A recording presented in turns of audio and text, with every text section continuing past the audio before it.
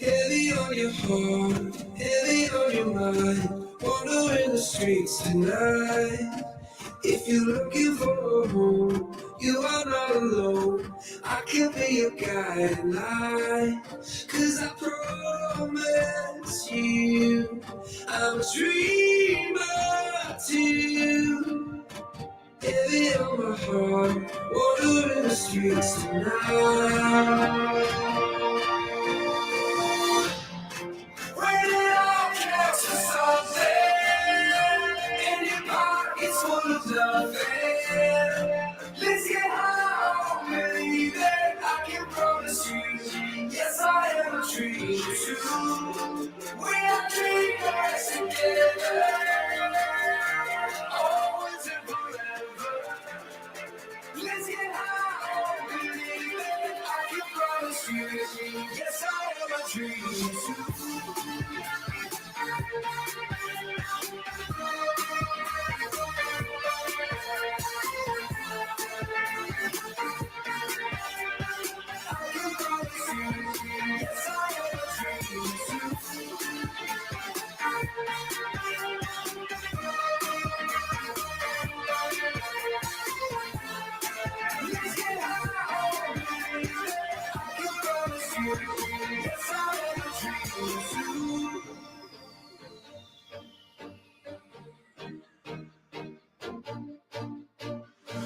Heavy on my feet, heavy on my knees, walking down a winding road. If you're looking for a home, you are not alone. I can be a stepping stone. 'Cause I promise you, I'm a dreamer too. Heavy on my feet, walking down the winding road. When it all counts for something, and your pocket's full of nothing. Let's get high, believe it. I can promise you, yes, I am a dreamer too. We are dreamers together, always and forever. Let's get high, believe it. I can promise you, yes, I am a dreamer too. Thank you, Mr. DJ, for that energizing, rejuvenating music. Thank you, thank you, thank you. And to all the wonderful members who have already joined us and have been really punctual, we so admire you, appreciate you. So inspiring. Thank you so much for joining us this morning at this beautiful summit. We are going to shortly start this whole day, this summit, within 15 minutes. If your friends or colleagues are outside the hall, I request you all to invite them inside. We are just waiting for our chief guest to arrive. He has arrived and we are very ready to start the show. Thank you so much once again for being here. We see each other shortly. Thank you.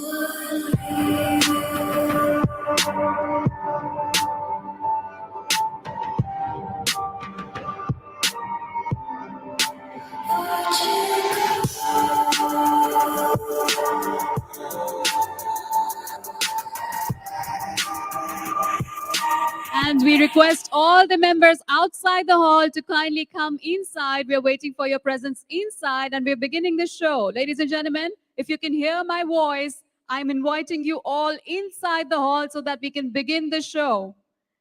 All the members enjoying outside, we request your beautiful presence inside the hall. We're beginning this summit. Kindly join us inside the hall.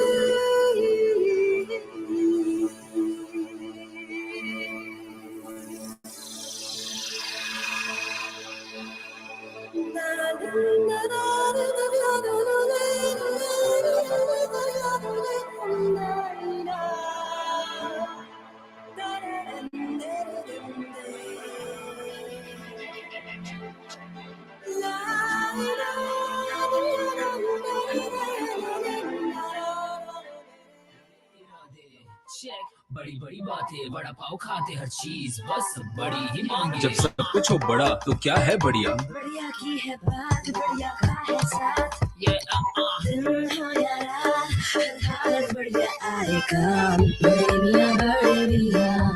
बढ़िया मियां, क्योंकि शिव प्यारी के साथ सब है बढ़िया। बनाइए बढ़िया को अपना बड़ी और निभाइए ये यारी विद शिव प्यारी। वो बड़े हैं तो क्या हुआ, हम बढ़िया हैं।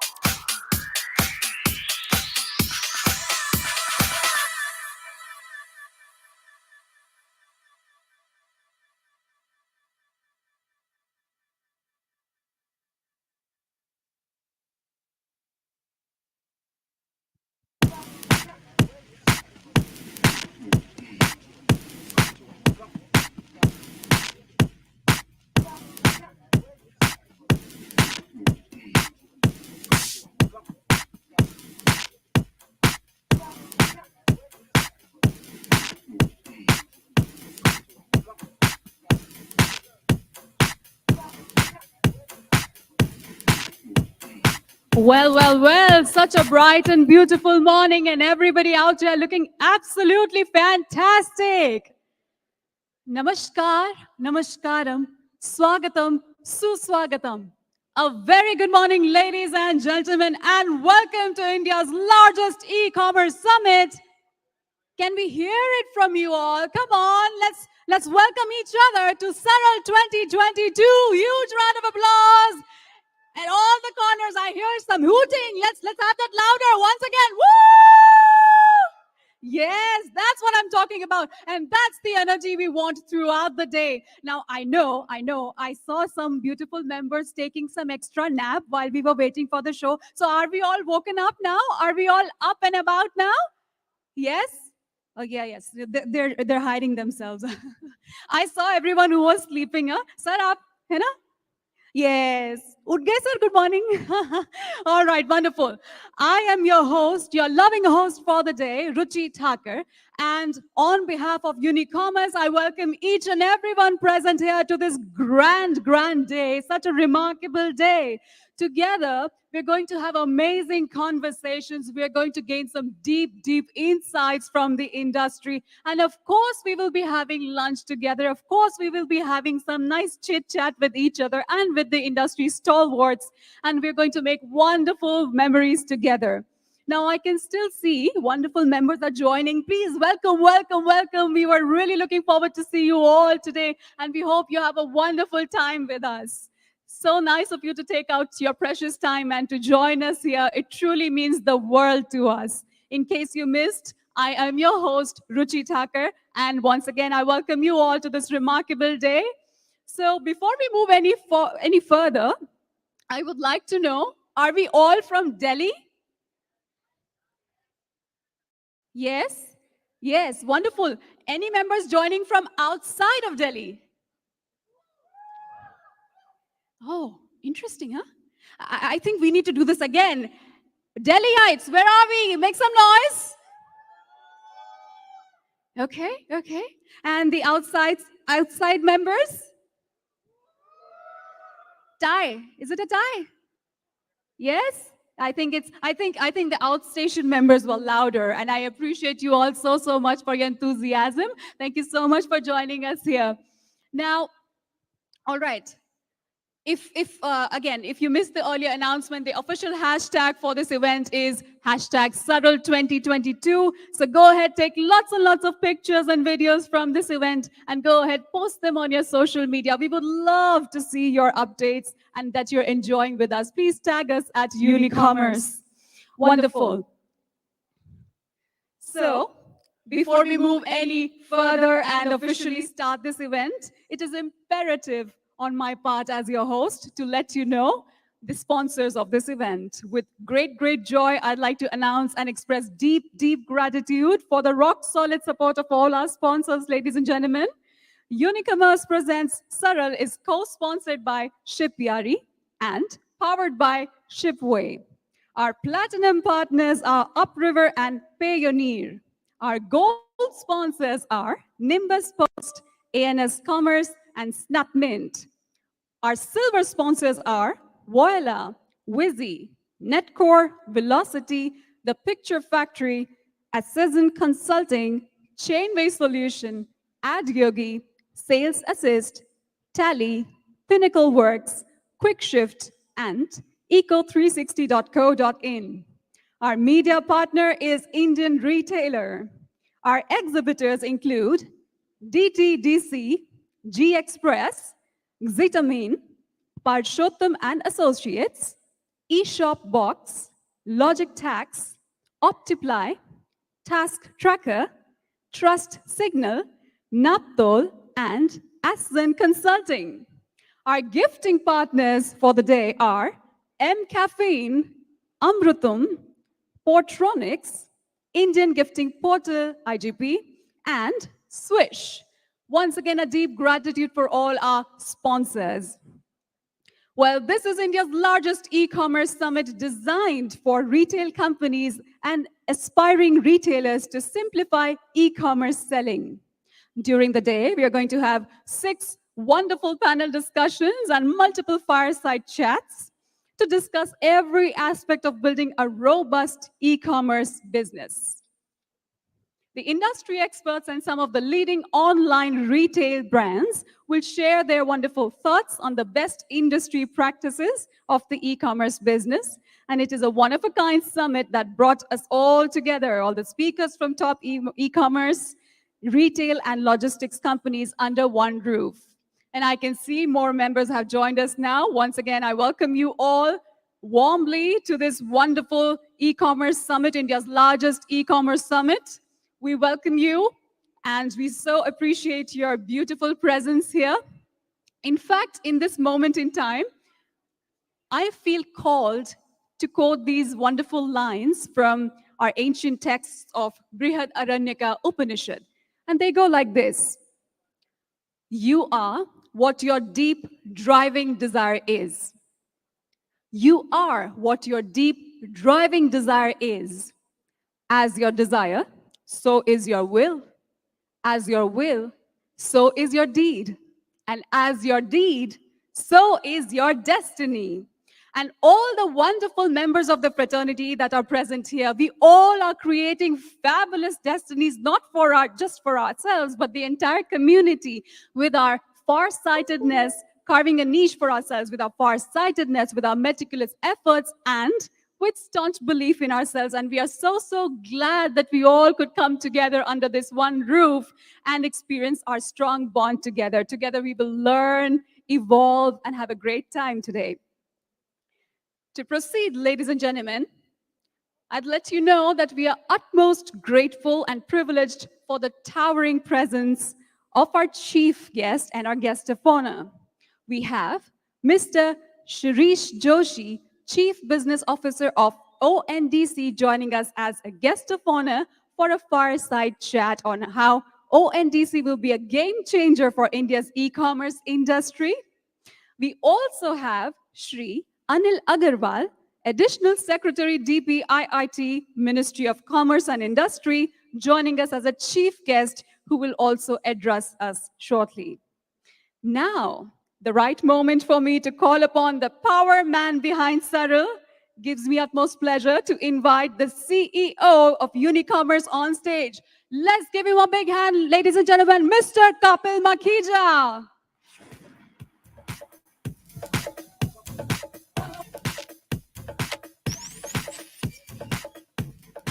Warm welcome, Mr. Makhija. Thank you, Ruchi. I hope I'm audible. Great. Hello, everyone. A warm welcome to all of you to India's largest e-commerce summit, Saral 2022, organized by Unicommerce. After two very successful editions of Saral held virtually in 2020 and 2021, we are quite excited to host our very first in-person summit here at Jawaharlal Nehru Stadium, and we welcome you all. The last 2 years of the pandemic have shown how e-commerce and online shopping have become a way of life and an intrinsic part of retail. And we gather today to celebrate the success of this industry's breathtaking growth journey during this time. We are joined today by 30 plus experts who will share their insights and best practices on how to build a large and profitable e-commerce business while ensuring that there is enough deep dive through specific examples on journeys of large e-commerce businesses that they have been a part of or that they have worked with. We know that the aim of this event is to ensure that the entire industry moves forward in this new era of e-commerce and retail through innovation. While businesses today grapple with a lot of increased complexity, heightened user expectations, our endeavor at Saral is to ensure to deliver a learning experience so that all of you are able to answer business-related queries and, more importantly, get some actionable insights to shape a better future for your brand. Technology has played a pivotal role in these last 2 years for businesses to navigate through all the certainties that they had to go through in the last 2 years.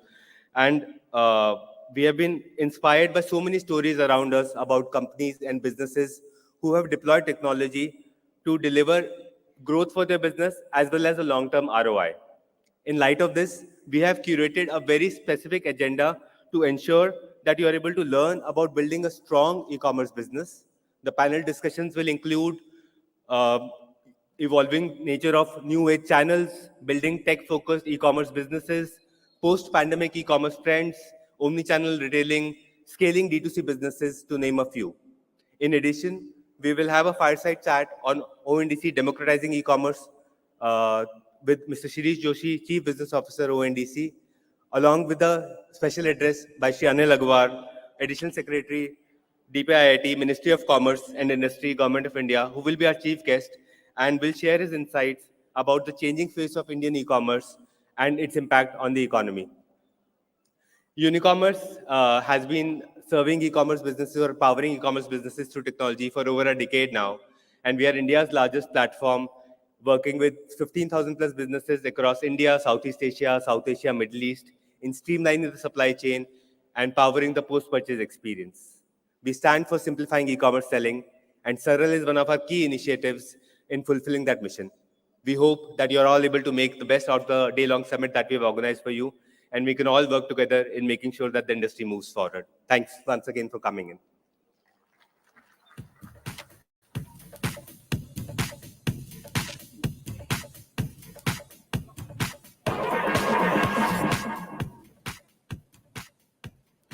Thank you very much, Mr. Makija, for that wonderful insight on what we have in store for today.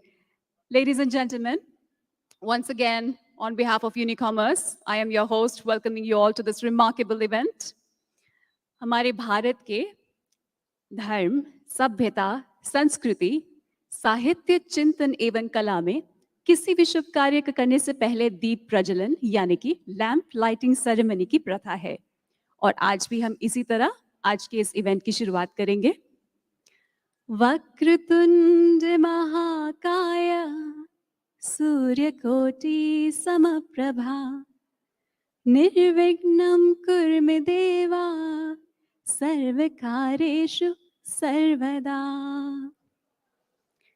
For the lamp lighting ceremony, ladies and gentlemen, may we now invite and welcome our guest of honor, Mr. Shirish Joshi, Chief Business Officer, ONDC. Let's welcome him with a huge round of applause, ladies and gentlemen. And along with him, we would love to have Mr. Kapil Makija, CEO, Unicommerce, Mr. Nayan Ratandayara, CEO, Shipyari. Let's keep the applause coming as we welcome our wonderful gentlemen. And of course, we would love to have Mr. Gaurav Gupta, co-founder, Shipway, for the lamp lighting ceremony here on the stage.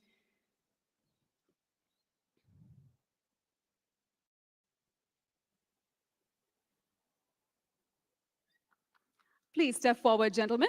We will be having the lamp lighting ceremony here.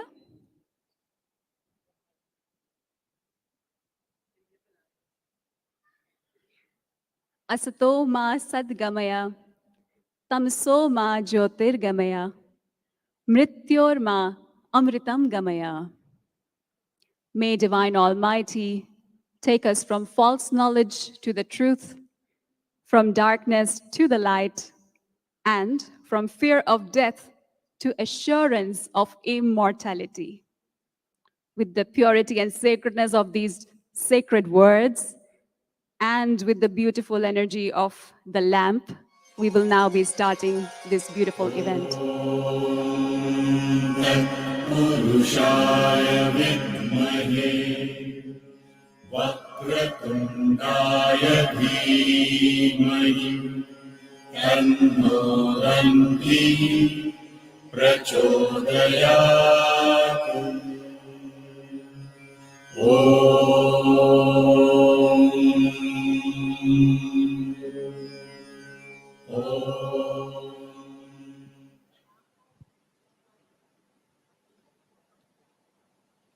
Thank you very much, gentlemen.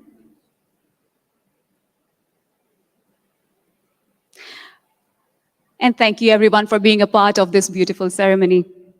Now let's start the day with a fireside chat on ONDC. ONDC is poised to be a game changer for India's retail industry, with our guest of honor, Mr. Shirish Joshi, of course, Chief Business Officer, ONDC. Mr. Shirish Joshi is a strategist, marketer, and digital evangelist, and holds an MBA in marketing from IIM Bangalore and a BTech in electronics from IIT Kanpur. He has worked on businesses across India, China, and South Asia, working with various cultures and languages, and has led multiple projects at Procter& Gamble, PepsiCo, Airtel, and Godrej, and other leading companies, of course. He has over 28 years of rich experience delivering successful results with organizations and teams of varying capability and scale.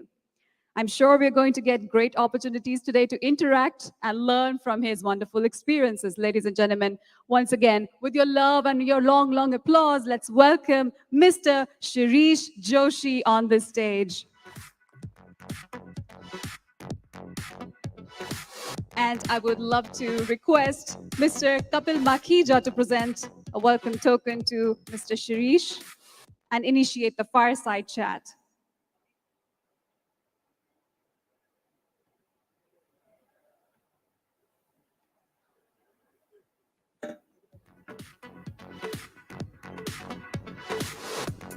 And another warm round of applause goes perfectly with the bouquet.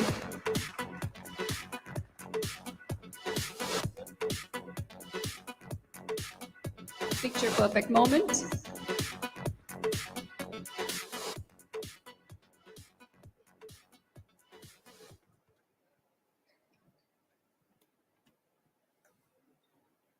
Thank you so much, Shirish, for taking our time and joining us today for this session and the summit. My pleasure. Good morning, everyone. There's a lot of talk about ONDC, Shirish, and we've been engaging for quite some time. But we feel that there's a lot more to ONDC, and people probably know a little bit. I would want to because see, there's a lot of buzz, rightly so, because of the success of UPI, and ONDC is obviously standing for democratizing e-commerce. And as we've seen in the last 2 years, e-commerce has kind of become a way of life. I think we may want to start the fireside chat by first hearing your thoughts about what ONDC stands for and demystifying what e-commerce or simplifying what ONDC is for retail brands, for e-commerce marketplaces, and players like us. Sure. And I think that's an important question because moment the subject of e-commerce comes up, everybody knows e-commerce. Everybody has done it. People have bought, people have sold. Because they have done it, that's their measure, that's their understanding of what e-commerce is. And so as soon as they hear ONDC has something to do with e-commerce, their automatic thought is, oh, so ONDC is another one of those solutions. It's not. Right? And so the first thing to understand is that whenever you compare ONDC with anything in e-commerce today, you are by definition comparing apples and oranges. Now, let me explain it through several parallels because that's the only way it'll start to make sense. Think about the internet. Internet, there is something called HTTP protocol or HTTP as the secure version. That's a protocol. Now, there are browsers, there are websites, there are publishers of websites and hosts of websites. There are search engines embedded in the browsers, but the protocol is HTTP. Think about email. There is an SMTP protocol that allows emails to talk to each other. So there's an understanding that an email address must be something at something dot something. That's a protocol. Now, once everybody is following a protocol, then it doesn't matter which email application is in use, how people are connected with which internet service provider, but both parties can interact with each other. Think about payments. So what happens in payments? One party can have an account in one bank, the other party can have an account in another bank. If you're using UPI as the means of making that payment, then both the parties can be using completely different applications. Yet, you can send money from one party to another. And that's not just India, right? If you're doing internationally, SWIFT will play the same role. So there are protocols and there are mechanisms by which two parties who are interacting for any purpose, whether it is for sending an email, whether it is for just exchanging information through websites, or whether it is for making payments, both parties do not need to be on the same platform. What that does is it creates an open network. So if I want to, let's say, be read about, I can publish my information on any website, on any platform, and any user anywhere in the world using any browser will be able to find it. I don't need to go and register on a particular browser for users of that browser to see me. Now, that's the experience we have on the internet, in payment, in banking, and in emails. We don't have that in e-commerce. E-commerce today takes place only when somebody has stitched together the entire end-to-end process and the buyer and seller are both registered on that same application or same platform. If they're not, they cannot have a transaction. Because of which, therefore, people become specialists. Right? So if you want to order a cab, you'll go to a certain set of applications. You want to order food, you go to a different set of applications. You want to book flight tickets, you'll go to another set of applications or directly to the providers. You want to buy household items, you go to yet another one. So we've got trained that e-commerce only takes place when everything is put together by one entity and it is specialized in something. We're not trained on the universality. So when internet first came, who knew social media would happen? But it did happen. But you didn't need to define that social media is possible for people to understand internet back then. So what happens is that any capability, and ONDC is a capability, it's not a product. Right? So every time you compare ONDC with an existing solution, you are thinking ONDC is a product. It's not a product. It's a capability. And that capability is a flexible capability that allows combination of many kinds of elements to come together. So ONDC, think of it as ONDC enables jigsaw puzzles to get completed. Any one of you, whichever business you're in, is one of those pieces. But for the e-commerce solution to get completed with you as one of the pieces, you need other pieces. You don't have to find them. The ONDC network will help you locate them on the fly in milliseconds. You will connect with them and one particular picture will get formed. Tomorrow for a different transaction, you are still the same piece, but a different set of pieces will join you and a different picture gets formed. And so e-commerce will change from fixed, predefined solution to a flexible system where depending on what the buyer's requirement is and what the seller's requirement is, you should be able to mix and match and create on the fly any combination. So a few examples, and these are just illustrations, right? So it's like saying, I've built Play-Doh, and you ask me what can you make from it, and I will show you one or two things. That doesn't mean that's the only thing you can make from it, right? So when I give these two illustrations, don't take it to mean that this is the only thing that's possible, but I hope it flexes your mind to think about what's possible. So really, the possibilities are only limited by your imagination. So now think about, and there's an example we give as an illustration often, is that think about somebody who's based in Delhi who gets relocated for a one-year assignment to Kerala. And so that triggers 4 requirements. I need suitcases to pack my stuff. I need a flight ticket to get there. I need a service apartment for a year. And maybe because I'm going to a place with a different language, I also want to learn the local language. Today, I can't do that in one place. To buy suitcases, I will have to go to one place. To book my flight ticket, I have to go to another place. To book my hotel room or my service apartment, I go to a third place. If I want to learn the language, I might do an internet search, find out providers, contact them by email or phone and do it. So 4 needs, 4 different journeys, 4 platforms, 4 checkouts, 4 completely different experiences.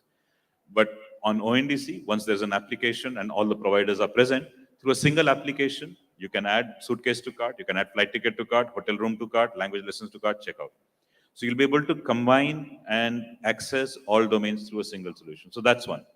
Let's look at other use cases. And this is a highly specialized one, but I'm doing it merely to stretch people's imagination. Right? Let's say after this conference, I have a flight to catch. Kapil will release me at 12 o'clock. I have a flight at 4 o'clock. I suddenly realized I left my mobile charger at home. Now there's no way I can go home and pick it up. Now I'm going from Jawaharlal Stadium to Indira Gandhi Airport. There's a path that I'm taking. Could I enter that path as a search characteristic? And to be able to find mobile charger selling locations so that I have a minimum deviation. Right? So when I shop from home, I can do shop near me. But there's a path. So this is not a location. Right? So can I shop from near me? Can I find a delivery partner who I can share my travel itinerary to, who can meet me at some location or can even potentially meet me at the airport? Or could I discover a store at the airport so that I can pick it up there? Right? So this is a buyer's requirement, a seller's capability, some technological components all coming together. And that's a different use case and a different solution. So the whole idea is that if we unbundle e-commerce and let each people just focus on their piece, do that piece well, then users will be able to combine different pieces and be able to create their own solution. I could be a seller in one location. Let's say I'm a bamboo chair manufacturer in one village, and I have somebody interested in the neighboring village who's interested in buying it. Now, I do not want this monolith e-commerce system where a bike rider will come from the nearest town, pick up that chair, take it back to that town, put it in their central warehouse, then it is automatically sorted. A different rider picks that chair up and then it drives it to the neighboring village and delivers it there. Why couldn't a village level entrepreneur on a bicycle pick it up from me and directly take it there? Now, how will such a facility get discovered? So if you break down e-commerce into its components, allow any combination of components to be possible, then e-commerce tomorrow is not about finished solutions. E-commerce tomorrow will be, how do I create the combination? So if I leave you with one thought, it is that one thought, which is ONDC is not a product, it is not an app, it is not an aggregator, it is not a solution. It is a capability. Right? Another analogy I'll give you is think about it as a highway.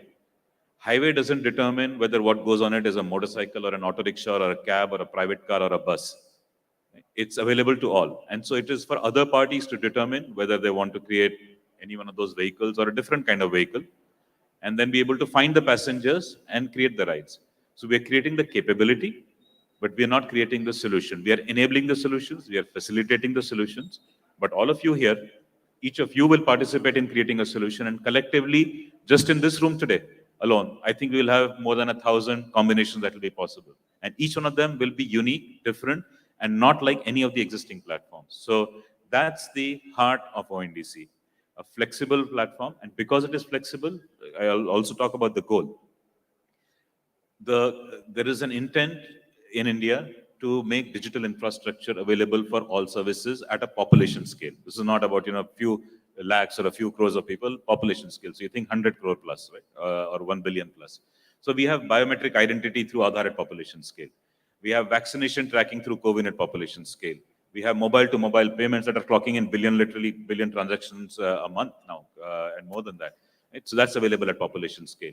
And so ONDC, because of its mix and match flexible approach, should enable all sorts of organizations to become part of e-commerce and enable e-commerce at population scale. So now think about e-commerce not as I have to create a full solution, I have to onboard sellers, I have to spend money and acquire buyers, and that's how I'll create a solution. And each person does it for a different type of good or service, and try and kind of find small differences. Think much larger, think much broader, and think much more innovatively. Final analogy. When the camera first came on a mobile phone, it was a small camera at the back. I think it could take pictures at 640 by 480 or something like that, just daylight quality. With time, that improved. So you got to 1024 by 760, etc. So that quality improved. And then people were using apps on their phones. So people were looking at their phones. So somebody put a camera in the front. Then internet services improved. And now you have video conferencing. You don't go to video conference centers to do video conferencing. You do it off your phone. When the first camera was conceived, nobody was thinking video conferencing then, but it happened. And so ONDC is a capability that will unleash waves of innovation. Today, people will see that capability, build something. Once that is ready, seeing what has been built, people will think of additional things, and more will get built. Once that is ready, more things will get built. So this is now going to be a continuously evolving innovation space that anybody to do with any commerce should be part of. Bit long-winded, but I think important to establish that clarity, because every other question or thing should have that context for explaining that. Very helpful, Shirish. I think we've got a good perspective on what it could potentially mean for consumers and the endless possibilities that it opens up.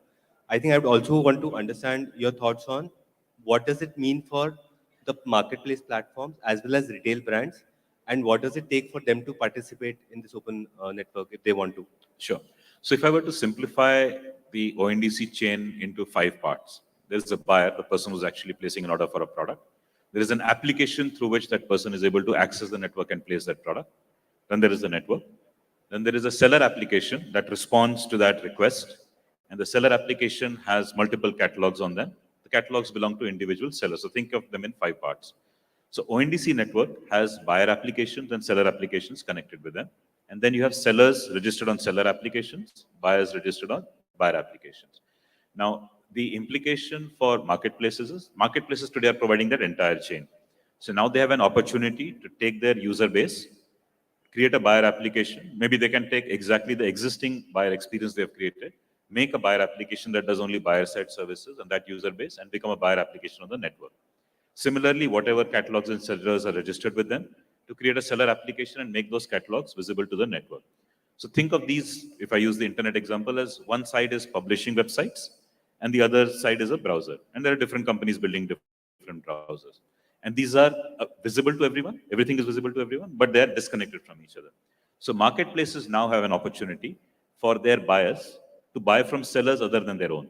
Because once everybody is connected, they can still buy from their own sellers who are also on the network, but you can buy from additional sellers. Likewise, there is opportunity for the sellers who are registered with you to sell to other buyers. Basically, everyone is visible to everyone. So any marketplace which has any scale, small, medium, large, of buyers and sellers, today those marketplaces have benefit of transactions only directly between those two. Tomorrow, you can have the benefit of transactions well beyond that. Importantly, let's also talk about the flip side. Now, what happens if you choose not to? Let's say I want to stay a standalone. I do not want to join a network. I do not want to expose, quote unquote, expose my users. You have to remember that nobody is uniquely yours. On my phone today, I can count at least 12 applications that can become a buyer application on ONDC. 3 of them are marketplaces. 2 of them are bank applications. There's one telecom application. And there are a few other services that I have on my phone. Any one of them can be a buying application. Even a messaging application can be. Right? So if, let's say, a marketplace says that we do not want to expose Shirish, we spent, how many, 4,000, 5,000 rupees to acquire him 8 years ago. We do not want to expose him to this network. That's fine. Somebody else will. So no marketplace owns in an open network. It's like a browser saying, I do not want to expose my browser to the network. Right? So I will only show them the websites that I have published. That would be ridiculous. Now we are used to that universe being open, so we know that that is ridiculous. But we know e-commerce very differently, and we don't think that is ridiculous. So it will take time to recognize that the existing systems were right because no open system existed, and therefore what has come to pass was just the only way it could have been. But now that an open network is done, a lot of the practices will actually seem ridiculous. My God, did we really do that? Yeah, we did, because there wasn't an option. Now there is. Another related question, Shirish, is that in the last 2 years, we've seen tremendous growth in e-commerce, and the enablers have played a critical role in driving this growth and making sure that the brands are able to participate in the growth journey.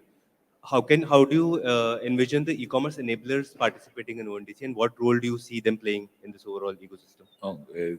There is unlimited scope, and the only constraint is your imagination. Right? So let's talk about some kinds of services. So you have people who, for example, build master catalogs, who then can be used to onboard sellers onto various marketplaces, and they make that available as a service. The same thing can be possible on ONDC as well. Or let's say you have capability in outstanding search, right, helping discover commercial options. You can make that as a plug and play tool. Let's say you have capability in Indic languages. You can make that available as a plug and play. You offer tracking services. You can make that available. Or you have street view capability. Right? So you want people to browse not by PDFs or static image plus text menus. You want people to walk down, literally, you want to walk down Sarojini Market, use a street view example, walk down Sarojini Market, look at the shop, and then pick from there. You want to create that experience, you can. So I think that's the idea, which is that anybody with any sort of technology can create a component that becomes part of the overall e-commerce solution. Remember, you create that jigsaw puzzle piece, and others are providing the other pieces. You are good at image processing. Can you help that thela wala, sabji wala, to convert his cart into a catalog? You aim your phone at the cart, the software scans all the vegetables, identifies potato, cauliflower, brinjal, not only identifies them, can render them in 27 Indian languages, which the cart vendor never will. He just enters his 40 rupees a kilo, 60 rupees a kilo, and catalog is ready. And so now an order that comes is visible. So for technology companies who have been providing any kind of services, you can create those solutions. One of the use cases I gave as an illustration was selling by path, right? My journey from Jawaharlal Stadium to the airport. Now that doesn't exist today. Somebody can say, hey, let me use map APIs and let me use ONDC APIs and let me create that service. That's a pure technology combination of various ideas. So the field is absolutely immense. The universe is open, and it's now really your imagination. What can you conceive that is not possible today? I shouldn't call it a miracle, but certainly the capability that now is in your hand. All of you joined the ONDC network. Great. Shirish, another thing, the ONDC pilot kickstarted on 29th April, and now we're expecting a formal launch in September itself. Can you share more details about the launch for the audience? So I can tell about what the idea and intent is, and when the specifics are ready, we'll obviously want to go public with that announcement. So the sequence, as we've developed, is right that the first place we want to make sure that the protocol is allowing the messaging between different applications to go through as intended. So the first phase, in which took place in the staging environment, was exactly that. For the applications who have developed and made their own solutions ONDC compatible, for different entities to play buyer application, seller application, logistics provider, and for a particular transaction to be able to do the messaging correctly. Right? So that was the first version.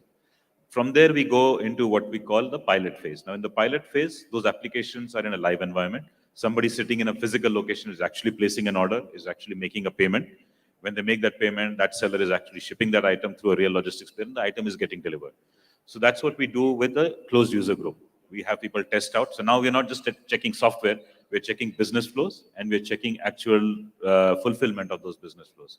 From there, the next phase will be to make it open to the public. Now, when we make it open to the public, it's still not a full solution, but it is one step further. And now we're looking at behavioral responses. Now, often, and I'm an engineer, so I was part of that word.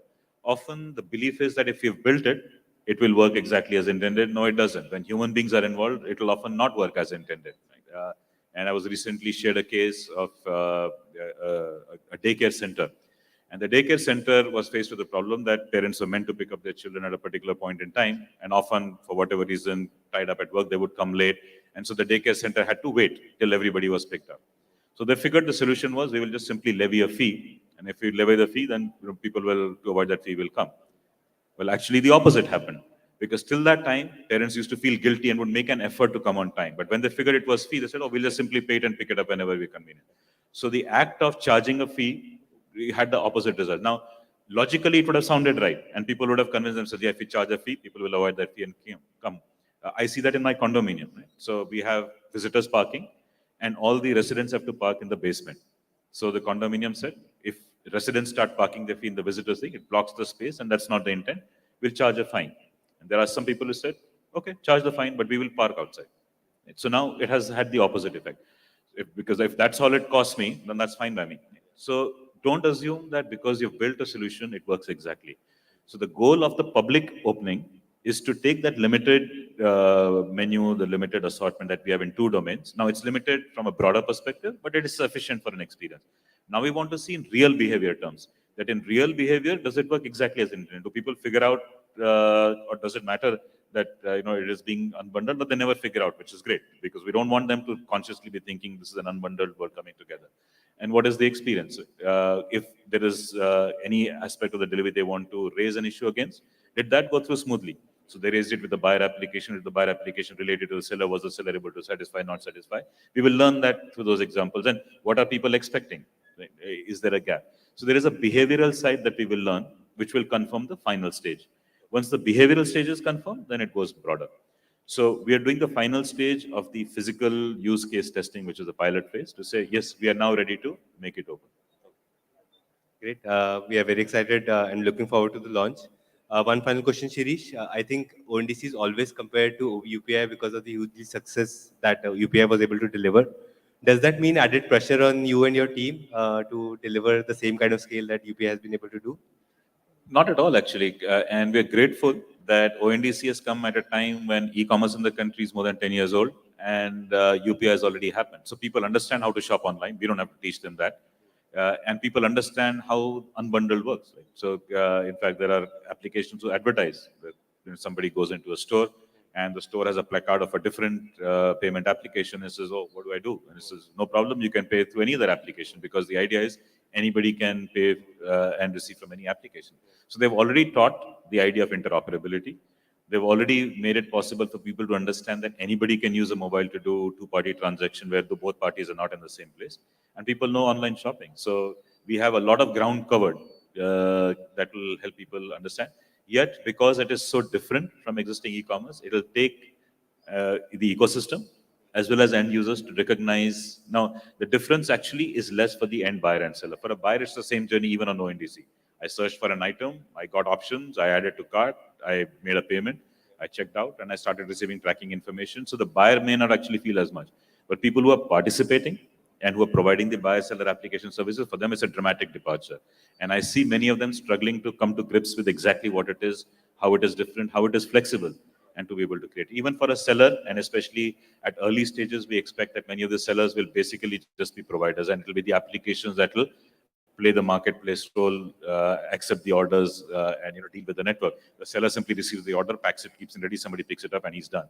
So the participation from the seller and buyer may be relatively simpler, but the ecosystem has a lot of understanding and capability building to be done to be able to work. So that's where I think the bulk of the load will be.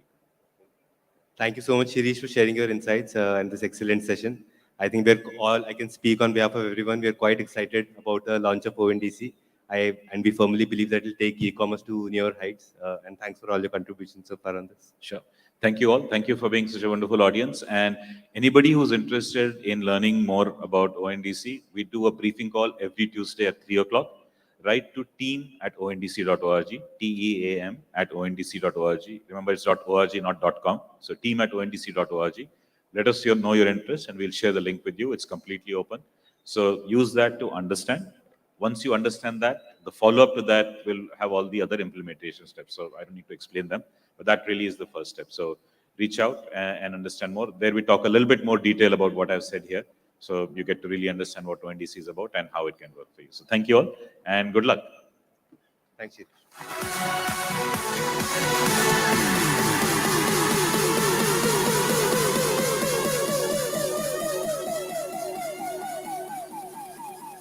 That was really insightful. Thank you so much, Mr. Shirish Joshi, for sharing the vision behind ONDC.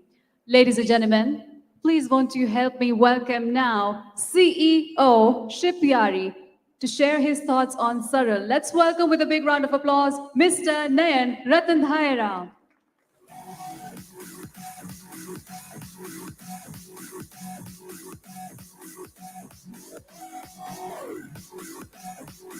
Warm welcome, Mr. Ratandhaira.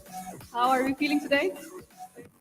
So I'm excited to be here and seeing that what is the lovely audience we are having it. And I must say that the fireside chat with Shirish and Kapil was impressive, and I'm looking forward for more sessions in the day coming. And just looking as an audience, I wanted to learn new thing here. Is what I'm came here for that, so that you learn every day, you be a greater achievement of the next day is something what I'm looking for here, and I'm looking forward to the most of the sessions here. Thank you. Host, ANS Commerce, and Mr. Ratandhaira for the short and sweet welcome note.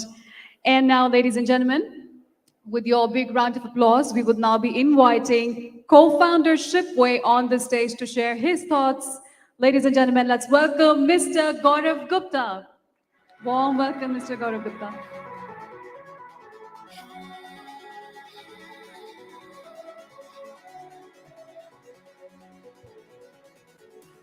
Hello everyone. Good morning, and it's pleasure to be here. I'm Gaurav Gupta, co-founder of Shipway. So at Shipway, we are making e-commerce easier for everyone, and basically for the e-commerce sellers, we are providing enterprise-grade technology to automate their complete shipping processes and automate their back office operations in order to provide a seamless user experience and bring efficiency to their businesses. So for the last couple of years, I think it's been an amazing ride for everyone in the industry, and the industry is well poised to grow leaps and bounds in the years to come, because the entire ecosystem is contributing in the growth story. Entire ecosystem is adding value, be it the shipping providers, be it the enablers, or be it the influencers, be it the end customers. So, and some of the trends that we are seeing in the e-commerce industry, that like nowadays, it's the entry barrier is very less. It's easier to grow your brand and take it to the international markets. Earlier the trend was every international market we used to purchase and buy that product because it's an international brand. Now we are seeing a lot of Indian brands going international and it's all because the entry barrier is very less. And another trend that we are seeing is uh, with rising income levels and more income and more disposal income and penetration of internet in the tier 2 and tier 3 cities. So there is a deeper level of more growth in the tier 2 and tier 3 cities for the e-commerce in the next years to come. Another trend is like earlier, like in the last 2 years, couple of years, the entire focus was on the growth, like the growth at any cost. But nowadays, like the focus has been shifted towards like from growth to a sustainable growth. So every business is now more focused towards bringing efficiency in their businesses, how they can actually retain their customers better, and with the rising cost of acquisition costs rising at a like higher levels, and every focus is how we can retain better and bring more value in the brand. And on the challenges side, I would say like the biggest challenge that we see is for any new age brand is like the product discovery, how they can actually take their product to the end customer. And I think ONDC is going to play a huge role. Nowadays, like the lowest entry barriers that we have is majorly the marketplaces where we have to list the products and sell. But after that, like there is no easy option, or you can say the entry barriers are very high.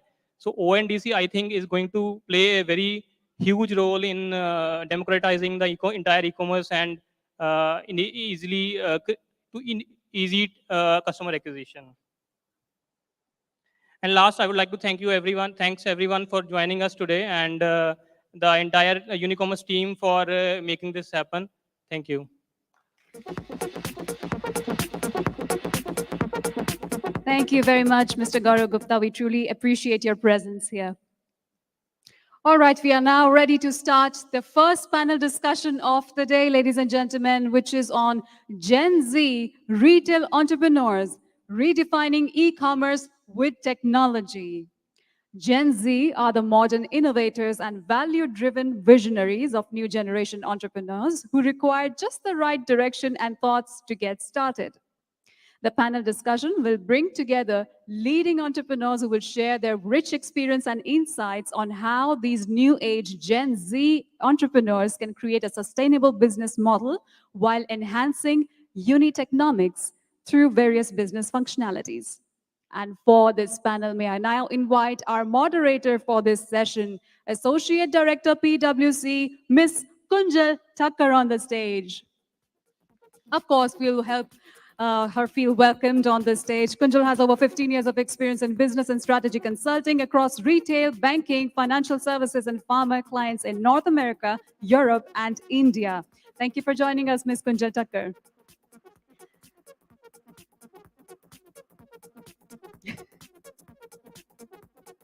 All right.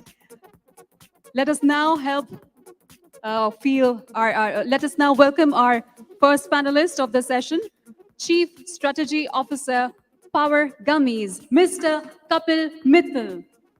Huge round of applause, ladies and gentlemen. As always, we will welcome our panelists strategizing the company's growth with strong business acumen. Here he is, Mr. Kapil Mittal.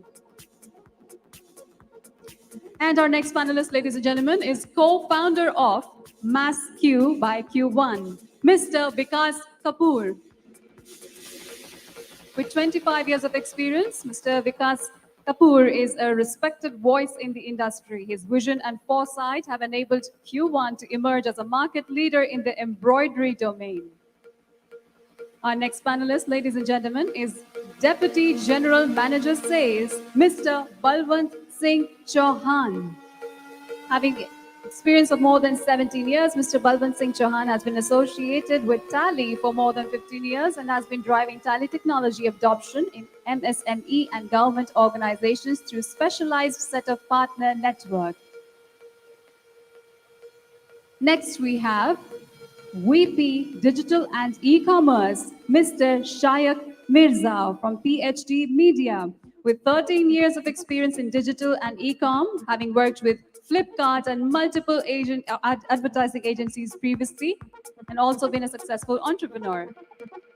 And our last panelist for this session is founder and CEO, Nimbus Post, Mr. Yash Jain. Let's welcome them all with a huge, warm round of applause.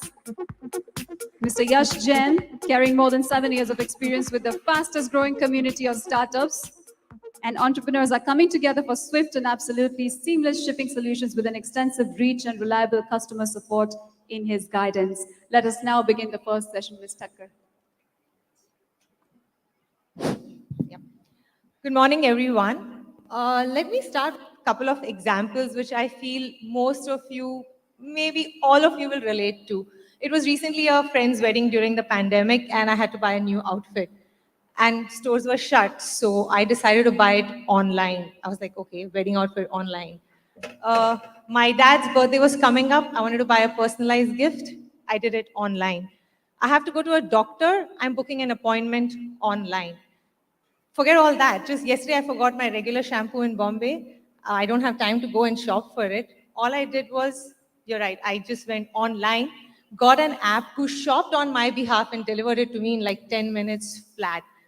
So what is happening is that the online world has become so quick and so easy to use, and it's also being quite interesting. There's a lot of live shopping also that happens. Now, whether it's a big brand or a startup which is selling through its website or social media, you can clearly see the impact that the e-commerce world, the e-commerce business is actually having. It's across the board, and it's a huge enabler in today's world in our country for the MSME sector. Now, this paradigm change is being propelled by, rise in mobile internet. It's in our hands, it's on our fingertips. And also there's higher adoption now by people for the retail online commerce. And the pandemic was the one that gave it a big push. Now, those are not the only things. There's another factor there. If you think that the whole disruption with respect to technology and its high adoption is an art, who do you think is the artist here? It's Gen Z. They have this mantra of you live only once, hashtag YOLO. They were born with the internet from day one. Hence, you can see that on one hand, as consumers, they are totally shaking up the market, while on the other hand, as entrepreneurs, they are bringing new ideas, innovation, tech, as well as new ways of working as business leaders. Now, they are also known as the DIY generation. They are so high, they have this higher individualistic streak. They are taking higher risks. And you won't be surprised that in India, the number of entrepreneurs, the Gen Z entrepreneurs, stood at 63%, as compared to a global average of just 42%. They are very, very independent. They are very self-sufficient because they have the solution on their mobile phones. They have a question, they have an issue, they just get the answers and solutions on their fingertips.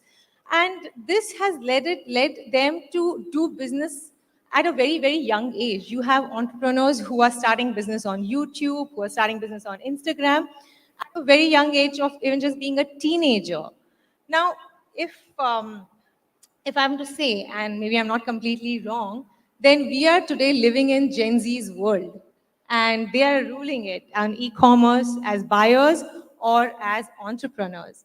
So having said that, I would like to ask my esteemed panelists about looking at this e-commerce trend and even the Gen Z mix in it.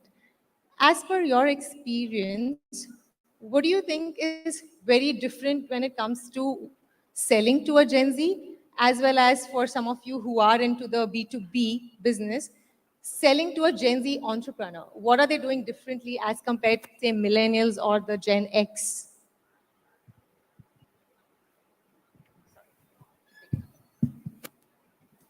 Interesting conversation. So, the world is all about Gen Z now, as Kunjal said. Uh, they need very quick solutions, and the comparison between a millennial selling and Gen Z selling is uh, Gen Zs don't ask a lot of questions. They have a to-do list, and the to-do list is quite opposite to a to-do list of millennial. This to-do list is not what I want. Gen Z's to-do list is what I don't want. That's very specific. What I don't want in my XYZ, accessories, lifestyle, shopping, application, up till boyfriend as well. So the to-do list is very clear to them, and hence doing a business from a B2C point of view or D2C point of view is far easier than doing a business with millennials.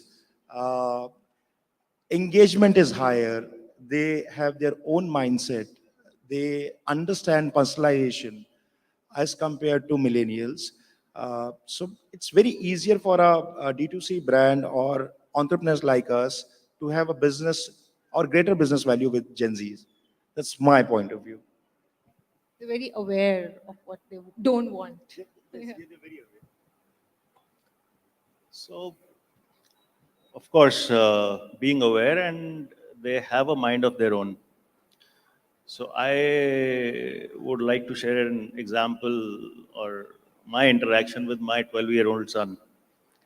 So, so we recently started selling online, like in COVID times. This is all pretty new to us. We got some tailwind and the product is doing great. And my son, he comes and asks me, I don't understand, why are you not using AR? And I want to try without buying. I said, you buy and you see if it looks good. No, he explained, no, if you have AR, then I can see how your product is going to look on me, because we are into fashion accessories, So he explained to us that how he can see my product without buying, without ordering, without the product reaching, that how the product is going to look on his face. Now, that compelled us, our biggest, all online retailers, the biggest challenge is RTOs, right? You want to build customer experience, you want to build, your brand loyalty, and this is what the generation, Gen Zs are looking for, technology. And they are much ahead of where, you know, at the point what is required now in terms of technology. They need it if they see it, and they know what is in now, and that is what they want.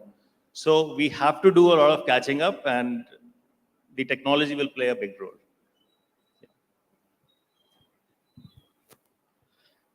Good morning to everyone. So, yes, truly said that Gen Zs are looking forward for the upcoming futures. And we, as a technology company, have the same thought processes. I have interacted with several new young people who are looking forward with the same experience of Gen Z. The only thing is that when we look this diversity in terms of doing a business or making profitability, or either you are a buyer, if you are a seller, if you want intent have your intent to just get into growth.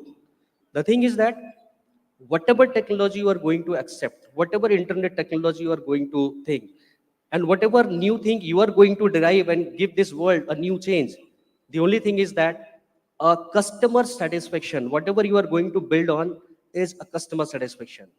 The imagination of getting the things into reality through the internet is what the viability of getting the perspective. And because there are lots of perspective which go all across into the mindset when we are choosing a technology, if we are getting something for the true world, is whatever is going to be acceptable might cannot work, or either it cannot progress to that level is required. Like if we will talk about thousands of technologies are emerging daily on daily basis, lots of applications are coming on this world, but how many of them are popular, and how many of them have survived from a very long perspective? So consisting delivery and changing your mindset of delivering the technology would be the future game changer in this world, because consistently the behavioral aspect is going to change for every world, everyone. And so whatever things which because I'm just representing Tally, I just interacted with several business owners, the young entrepreneurs. They want technology to be have in their fingertips. What do you mean by fingertips? How you are going to make your business profitable by just getting it fingertips? So might be this type of behavioral expectation changes is happening all across the world. Whenever you are going to choose any behavioral aspect in terms of product and delivery, there are four things which is very crucial and important. One is discovery. Discovery, whenever we think that what is required by me is what discovery means. And the second thing is ordering. Third is your just delivering. And fourth is your post delivery experience. This is going to rule this economy, the economy of this world on this e-platform, which we as a technology company are aware, and we are working on that. So the thing is that the behavioral shift will happen on consistent basis, and it need to be modified every time to be consistent into this thing. So might be the technology which is today can survive for a long, only when you will think the change, and whatever change which is happening all across in the behavioral of customers, it need to be taken care. So we used to understand the philosophy. Every buy which I make through online might will not give the same experience every time. And might be my behavior is that I can get bored of getting that website. I can choose a new website who is very well, fashion looking and everything. So behavioral shift would be there, and we need to cope up with these challenges being an entrepreneur, and we need to think ahead while selecting any technology. This is what I believe. The Gen X has a very high speed of changing their mindset and behavior, which we need to cope up with the technology. Very fluid and fast-paced. I think morning sessions are always good because people are less sleepy. Uh, Most of the points we have, we have seen. So as a brand or as a company who's dealing with the large scale companies to Gen Z startups, right? What we've seen is one, the largest or the millennials are more process driven. They are more legacy builders or value creators, right? Gen Z are more disruptors, right? They think that something which we bring is obviously of value, but it does something for either of to them, their peers, their similar age group, or to the world, right? Hence, you see a trend of people, and especially Gen Z entrepreneurs supporting causes also, right? Black Lives Matters, etc. Sustainability. Uh, it's a shift. They are more prone towards making quicker decisions. Whenever we talk strategies, it's usually research driven by what's the positioning like, the 4 piece to 6 piece to 7 piece, right? But Gen Zs are like what strikes to me, what strikes to my consumers, and also they are real time. They are mapping insights, and based on those insights, they are making faster decisions. So it's basically they are more agile, so to say, right? And that's been my experience, and it's wonderful to work with them because the decisions are far better the faster. Yeah. Things moving quicker. Although I could not see much Gen Z sitting here, there are not many Gen Zs out in the audience. But I would start with share my experience about Gen Zs and millenniums. So if you see the industry, e-commerce is not something which has been running since years in India. It's not something कि 100 साल से धंधे चल रहे हैं, लोग generation by generation काम करते आए हैं. E-commerce and D2C is something which is building now in India, and it's changing. You could say it's evolving, it's changing day by day. So if you see the millenniums, they would have experience, they would have more experience of running business. They would have spent years in running traditional businesses. But see, when you see the e-commerce, it's not as simple as you could say the traditional businesses which were running in India. For every aspect of e-commerce, there's a technology adoption. There are a lot of tools which we use, which we adopt, which we use for either it could be product research, either it could be marketing, either it could be automation. So that is not something millennials are, you could say, have been working into since years. So that's one of the reasons Gen Zs can do better or are doing better. Second thought I have is now the market and business is completely changed. Post COVID, I don't think any of the Gen Z would say ki I will go and open a shop in Karol Bagh. Nobody would give it a thought. And even the way startup ecosystem is growing in India, the way startup founders are making money out of equity, the way all things like even Shark Tank have pulled off the entire ecosystem. Now, I've been hearing all out of my families, there are small kids who are seeing Shark Tank and telling, I will start an e-commerce business or I will build a D2C brand. Nobody is coming to me and telling to me ki I will open a shop or I will do this business. I will do I'll do something offline or a traditional business. So there's a big mindset, you could say, shift in mindset of new generation, new Gen Z, and even as a millennium, nobody would suggest their kids even to go and look for traditional business. Everybody would say, see what these guys are doing, see the media, see how people are making millions and billions in terms of equity. So that's one of the reason Gen Zs are about to do better, or you could say there will be a lot of Gen Zs into the market. Second is when it comes to technology, when it comes to, you could say, digital, as compared to old folks or somebody, even somebody's millennium who's running e-commerce business, all their team would be Gen Z, I'm very sure. Whether you say you have a creative folks, you have PPC folks, all those will be the Gen Z guys who will be running or working on the bottom basically. So that's one of the reason I see Gen Zs would do better in this market.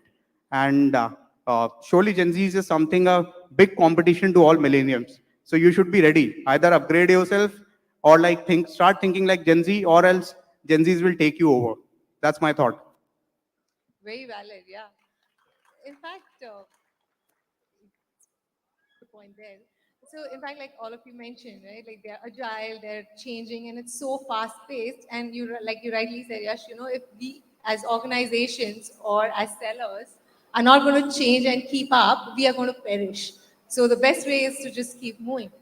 On those lines, I know some of you touched upon the technology aspect. Now, Gen Z technology, definitely, like I said, they were born in the technology era. So today we are seeing that there are so many things around, say, blockchain, IoT, automation. And Gen Zs are, like you rightly said, your son, he was aware about AI. Like, he's like, why don't you do like a online trial bit? So they are so aware of it. So what I want to understand, like it's a two-part question, maybe starting off with you guys who are doing like a B2B, where you're interacting with Gen Z entrepreneurs. What is the next big technology, maybe as your businesses or in general, you think that's going to be very critical to lure the Gen Z entrepreneurs or to cater to their needs, so to speak, from technology point of view? Sure. So I've been a tech founder, you could say. I started at very young age, you could say. I'm still 25, and I started up after my 18, you could say. And I started my journey as a technology business since 7 years. So if you see like Gen Zs and technology, see, technology is going to always evolve. It's not going to be fixed. There's no roadmap that okay, blockchain is coming or this technology is coming, and XYZ is going to come on this year. So you go upgrade. You don't know whether that technology would be able to what will be the impact of that technology in the business. They're like, you could say, if you see blockchains, crypto, they are doing good, but you don't see much impact in e-commerce. I don't see a couple of years where in India where people will start using blockchain for e-commerce transaction. That's going to take some time. So if my thought process about technology is, you need to upgrade. No matter what technology stack comes, no matter there could be blockchain, there could be IoT, there could be some new stack tomorrow. As a Gen Z, Gen Z's upgrades very fast as compared to millennials. When I was, you could say, working at a younger age, I used to learn a lot, adapt a lot, and like I see, whereas millenniums and other people around me, they are stick with, okay, I'm doing this, I'm happy now. My life is settled. I've been married. I have kids. I won't be able to upgrade myself. So you need to be uh, you need to be a little flexible and upgrade yourself. We as a logistics platform, we work with a lot of D2C brands. We work with a lot of e-commerce seller. Almost we work with more than 10,000 plus e-commerce sellers in India. Out of all my seller base, if I see, more than 60% are Gen Z. All those are young folks who have run Facebook ads, who have learned marketing, and they have been doing, and they have been earning good figures. They are, they are, they are sellers who have, you could say, live best what even their parents and other generations won't even thought about. So with technology, I believe like you need to be flexible. You need to upgrade yourself as and when the stack change. There's no fixed stack that there's nothing as such that you go today and learn blockchain and tomorrow, okay, you will do something in blockchain. So you should be flexible, upgrade yourself, and like be flexible to shift with time. So I'll give you an example like a difference between millennium and a Gen Z seller, you could say. Uh, if I see the current D2C market, we have two kind of a seller base. One is like somebody who's doing business since a couple of years and old. He won't let the inventory out from his warehouse. He will always tell, no, I, I will never think about distributed inventory or using a fulfillment center or keeping my inventory somewhere else. They think, what if my inventory is not there? What if it got lost? They see inventory as a money and they keep all their inventory into their place. And like when you see a Gen Z founder, the first thing he will figure out is he don't want to get involved in any operation. He will outsource everything. He will find fulfillment center, put off all the inventories. He will find no matter he need to pay extra, maybe 10 rupees extra for the fulfillment. But with Gen Zs, like they don't want to take headache. They don't want to handle operation. And that's one of the reason they move faster. Or you could say they are being, you could say, although they may not be making that bottom line, what our experienced guy is making.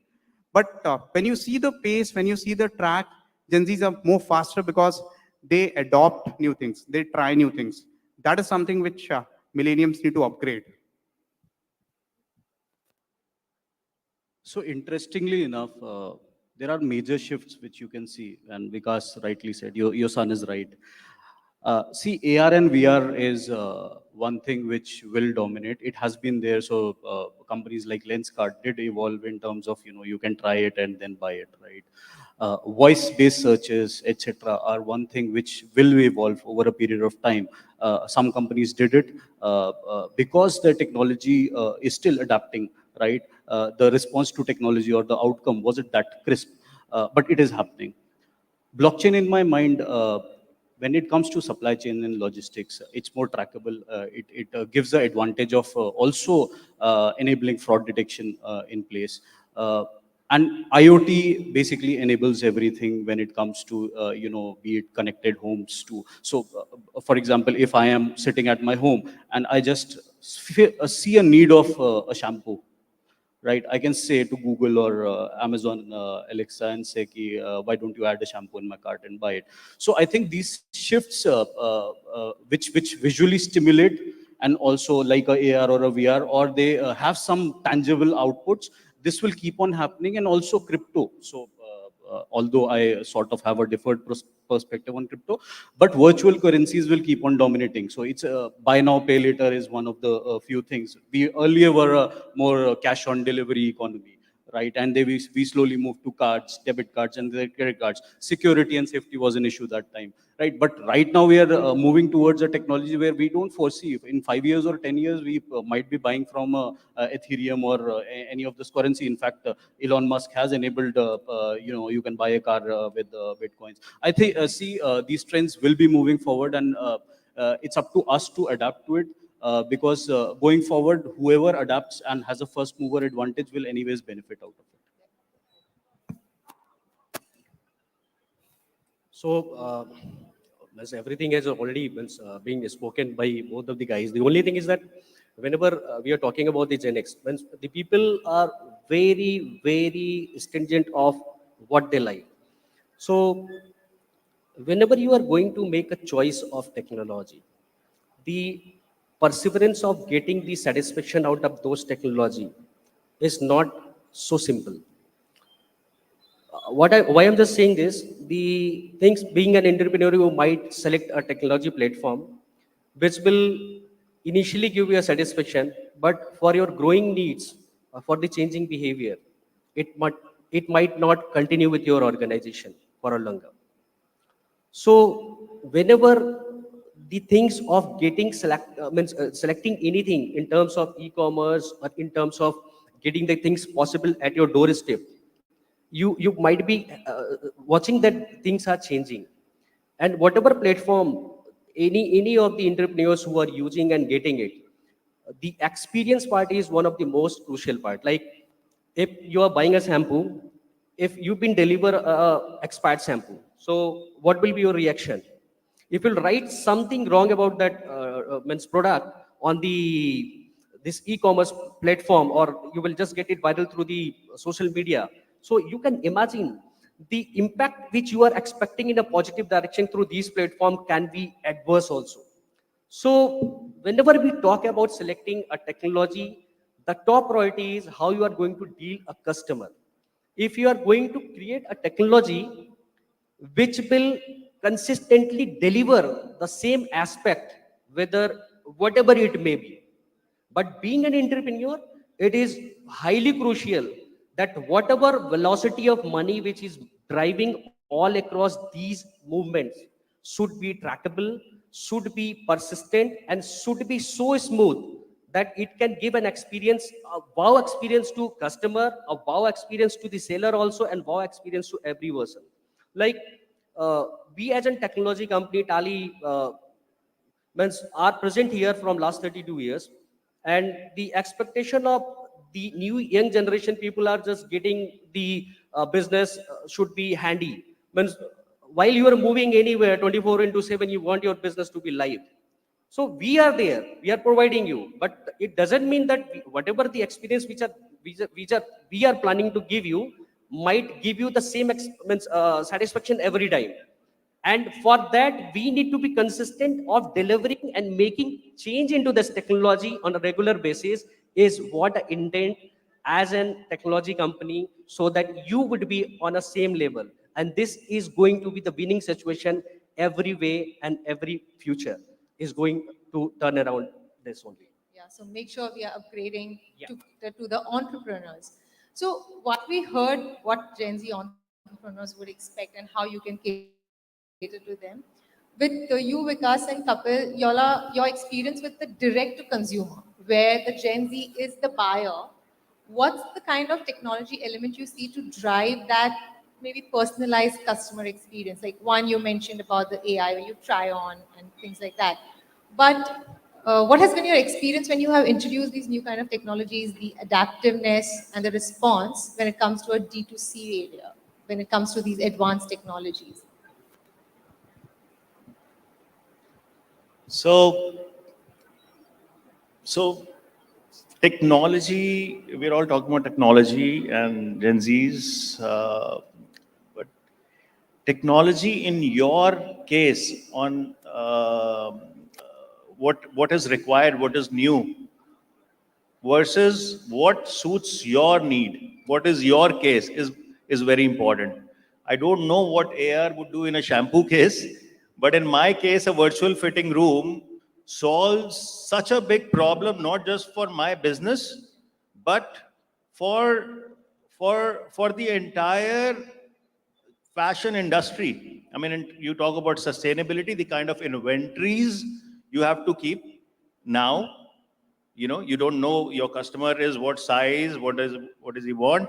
And once you can take your measurements just by a on from a mobile phone, and you can deliver the product in the right color, which is based on your AI which you've gathered, and the fitting exact measurements of a dress, is delivered to a customer. The kind of change is phenomenal. And we're talking about India. All this, when we are talking about this technology, sometimes we feel, this is abhi bahut time lagega, is not the case. We are today at 4% of the world's, fourth country. Yeah, fourth or fifth country. And now we're moving towards fourth. We may be 4% of the GDP, but we are 40% of digital transactions of the world. We're adding 12 million people, workers every year to working population is added, and these are all Gen Zs, and they will, going by how comfortable we are with adopting technology, these changes are going to happen first and foremost in India. And I strongly believe that within next 5 years, you will see a revolution on how this purchase or purchasing is happening online. This change will be phenomenal, and technology will play a very, very big role.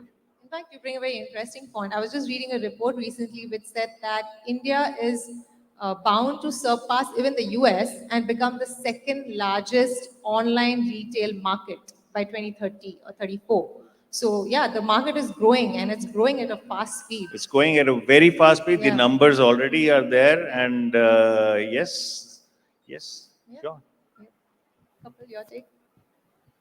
अब आपने बैठाया तो जवाब तो देना पड़ेगा, बाकी सबने कवर कर ही लिया है, फिर भी. So engagement, personalization, these are the foremost two things which technology is going to do. Putting up from his point, VR, AR, these will the things. Of course, use case is very important. You rightly touched a point, use case. For example, मैं audience से एक सवाल पूछता हूँ. Instagram का backend क्या है? Anyone? कोई बताएगा मेरे को इंस्टाग्राम बैकएंड किस टेक्नोलॉजी में बना है? हाँ जी, ओके। तो मतलब यार मैं इसलिए सवाल पूछ रहा था कि इससे फर्क नहीं पड़ता टेक्नोलॉजी टेक्नोलॉजी क्या है, फर्क इससे पड़ता है यूज केस क्या है। ब्लॉकचेन आएगा, आईओटी आएगा, क्या आएगा, उससे फर्क नहीं पड़ता, यूज केस है पर्सनलाइजेशन। वो मैं अपनी बात कहना चाह रहा था आपसे, जो आपने पॉइंट टच किया। Irrespective whether you understand, you don't understand, you please understand the use case, and that is personalization and engagement. So now, how personalization is going to happen? VR he touched upon, and he touched upon voice and chatbots. Moment I went through an VR virtual showroom, क्योंकि अब इसके बाद आप अब सीधे Meta ही पहुंचने वाले हैं, समझ में आ रहा है, उधर ही जा रही है conversation. So VR is all about where you can मतलब जो बाइंग है ना, मतलब मेरे हिसाब से बाइंग जो हो रही है ना, 4 सेंसेस से होती है. आपका, आप क्या देख रहे हो, आप क्या टच कर रहे हो, फील कर रहे हो, आप कैसा महसूस कर रहे हो, आप कैसा स्मेल कर रहे हो. करेक्ट. टेक्नोलॉजी ने 4 सीन सॉल्व कर दिए, 5वां भी सॉल्व करेगी. अब वो आपके माइंड को कैसे स्टिमुलेट करते हैं, कैसे एंट्रोनल को बढ़ाते हैं और कैसे आपके बाकी एलिमेंट्स को बढ़ाते हैं, वो अभी टेक्नोलॉजी करेगी आगे. सो AR और VR में ये होने वाला है कि आपको टच की फीलिंग आ गई. अब आपने एलेक्सा से पूछा, या जैसा आप कह रहे थे, आपने अपने असिस्टेंट से पूछा, टोनी स्टार्क भी हो सकता है वो असिस्टेंट, उससे आपने पूछा कि भी how is the review, how is the feedback. Now this assistant is giving you, hi Girish, your friend this is also bought the product and bought this many days back, and he has been using this. Why don't you ask them, would you like to take me a call with him? References, engagement and personalization, ये 3 use cases हैं technology के, जो आप blockchain के through ले लो. हिंदी बात इसलिए मुझे बोली कि साबिल लोग इंग्लिश में बोल रहे थे, थोड़ा सा लगा इंग्लिश हिंदी मिक्स कर देता हूँ. So this is the use case which is going to happen, and please be ready about it. With coming up technologies like Google Lens, not those Google Specs, which is coming up. So wearables, this will change the scenario. And as far as the concern of market, हमारी तो हिंदुस्तान की population ही बहुत बड़ी है. Thank you. I've been asked to wrap up quickly. So in the interest of time, I'll just take like one last question with the panelists, and we'll make it like a rapid fire round, the typical way of chat shows. And it's around, of course, if you're talking about technology, how can I not touch upon metaverse? So a quick rapid fire questions, 30 seconds. What do you think? Work, not work? Is India ready for it, not ready for it? See, like, my quick thoughts are, who knows, there will be UPI. It came overnight, and you could say everybody have adopted and is adopting. So technology adoption in India is something I don't see as a is something India ready or not. If there's a technology which makes sense, which solves lives, the adoption is something I believe everybody will adopt it. That's my quick. I think I can write a white paper on metaverse, but still I'll keep it short. It's in the nascent stages. Brands are experimenting with it. Consumers aren't there in India, very small population, because Oculus Rift is not still that, and Google Lenses are not still that affordable right now. But in the coming future, I think phygital is, brands are already gearing up to it. So it will happen eventually. How soon or how later it is, that's the question we just need to watch out for. Great. So what is my understanding? If this technology will come to your in your hands, like if the technology will demand you something to buy and implement, then definitely it will be a challenge. And if technology will come that whatever is in your hand and you are going to make possible, so you are going to accept either as a consumer, either as a buyer, either as a seller. So the technology which is demanded now is moving towards accepting whatever things which we are ready with the infrastructure. It seems that it is going to be acceptable in a use demand. So what we feel right now. Great. Thank you. Vikas? Metaverse, it will happen. It is going to happen. My firm belief, it will happen the maximum impact, it will happen first in India. And in my domain or in my industry, fashion and textiles, it will change the industry, and it is going to happen very soon. No doubts about that. The denominator is ready, and it is just numerator which is on the question. And numerator is hardware sets. The cheaper hardware is going to be higher denominator. Users as a denominators are ready to accept it. So, and here's the question you can solve yourself. Definitely. Thank you. Before we wrap up, I just want to ask the audience if you have any questions for our panelists. Any questions? We can take probably 2 questions if we have the time. You can see the MC walking towards the stage. She's giving me a hint. Yeah. You can hand over this.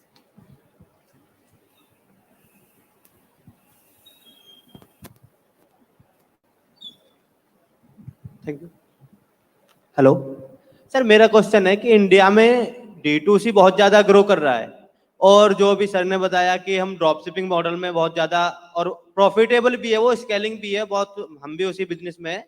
But अभी India में जो 98% order आते हैं ना sir, जानते होंगे, वो तो पूरा एग्रीगेटर मॉडल पे देख ही रहे हैं कि वो COD आते हैं, और उसमें जो सबसे ज़्यादा पेन पॉइंट है ना, वो RTO है। अगर RTO मतलब किसी भी एंगल से हम लोग कम करके दे पाए तो हर कोई प्रॉफिटेबल होगा, और मिलियनर बनना कोई ड्रॉप शिपिंग या ई-कॉमर्स में कोई बड़ी बात नहीं है, वो चंद्र धन मतलब मंथ्स का गेम रह जाएगा। बट COD को हम कैसे रिड्यूस करें और RTO मतलब कैसे कम आए, क्योंकि कुछ कोरियर बॉय भी ऐसा करते हैं कि वो जेन्युइन कस्टमर लेना चाहता है बट उसको RTO कर देता है। अब मैं सर से पूछ सकता हूँ, यहाँ पे जैन सर बैठे हैं और भी अभी कई सारे सर आए हुए हैं, कंपटीशन सेम है, बट मैं सेम कंसर्न है कि सेम बिजनेस मॉडल सब कॉपी कर रहे हैं, बट RTO को लेके मतलब क्या प्लान है, हम कैसे COD को कम करके और RTO को कम लाएं? So RTO is a question, ये सबका कंसर्न है। मतलब anybody who does e-commerce in India, जब कोई we had lot of sellers who start early, जो शुरू करते हैं लोग, तो lot of sellers लोग शॉक होते देख के, अरे मैंने तो शिपमेंट भेजा and I have paid for you for a shipment getting delivered, why it's coming back, मेरा शिपमेंट वापस क्यों आया? So RTO is something like every e-commerce, whether it could be even bigger marketplaces, even Flipkart, Myntra is trying to solve it, and even all D2C brand, and everybody is trying to solve it. So see, like one of the ways, like there are a couple of tools, optimization, which have been coming up down the line, which what I see is like one of the model is like a lot of seller who start with dropship, their website is not branded. It's like a random Shopify store which you sell on. So one is you slowly go towards a branded approach, where you have all different tools, like you use WhatsApp as a notification. We have a lot of sellers who have enabled WhatsApp with us, and unka delivery percentage, they've seen 10-15% increase in delivery percentage just with NDR and notification on WhatsApp. Second is like you should try, either it could be, there are a lot of checkout tools like Go Quick and all into the market. Use certain checkout tools and try to increase your prepaid. The more prepaid you have, the less is the pain of RTO.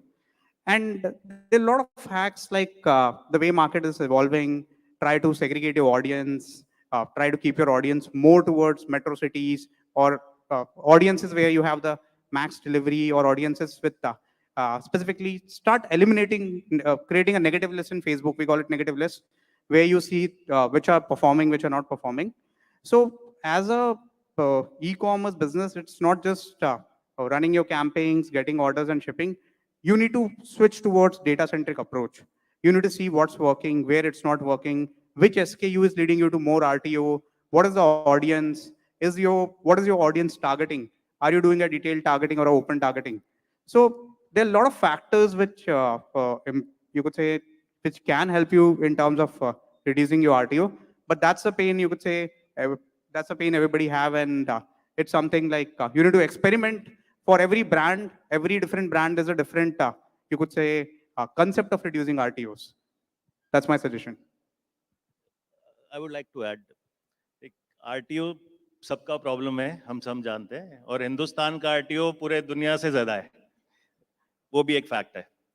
पर एक जो मैं add करना चाहूँगा कि brand loyalty build करो, अपनी website से बेचो, टाइम लगेगा, अपनी वेबसाइट अपने चैनल को प्रमोट करो, omni channel, no doubt you have to be omni channel present, but अपनी वेबसाइट को बिल्ड करो, ब्रांड लॉयल्टी बिल्ड करो. Second, video, small pointers, I am just sharing my experience.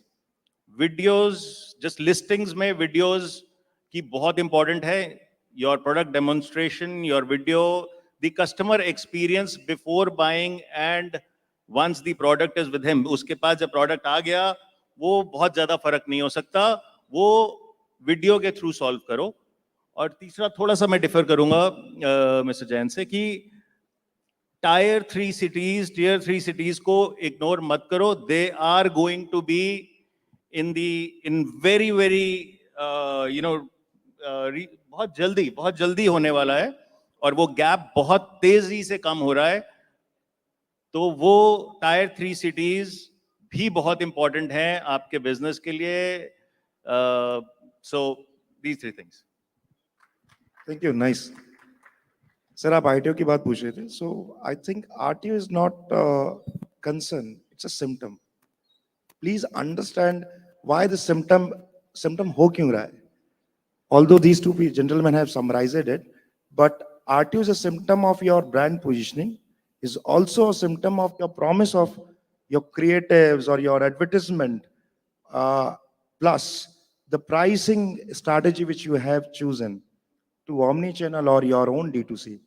If you will be able to solve this, I'm not able to saying solve it, but minimize the gap, you will be having the direct implication on RTO percentage. Saying that 100% it will be solved, let's wait for NFTs. Thank you. Okay, I guess in the interest of time, I have to wind up because I'm already getting the signs from backstage. So thank you so much. I mean, today we did learn, I mean, a lot of things about Gen Z and e-commerce and they being entrepreneurs or buyers. We always have read and known about it. But hearing it from y'all who have so much experience in your own fields, we've known, and it's just got reaffirmed that how quick and agile one has to be to cater to them as users or even as entrepreneurs. And borrowing some words from Yash, I'm going to say that, yeah, you either adopt or you just perish. So that's where it is, whether it comes to technology or creating an experience or creating a brand for the Gen Z is so critical right now. So you have to be on your toes and not take them for granted. They are not the generation who's going to be like, chalega, adjust kar lenge. So on that note, thank you. Sorry we couldn't take too many questions, and thank you so much, all of you, for your time and the insights that you provided to all of us. Thank you so much. Thanks. Thank you all.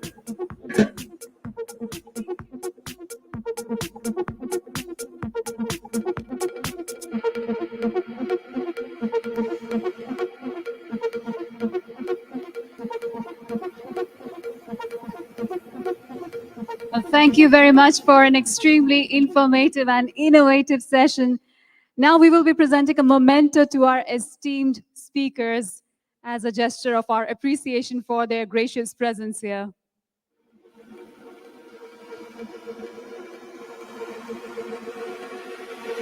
Our gifting partner for this session is M Caffeine. And our safety partner for the event is MassQ by Q1.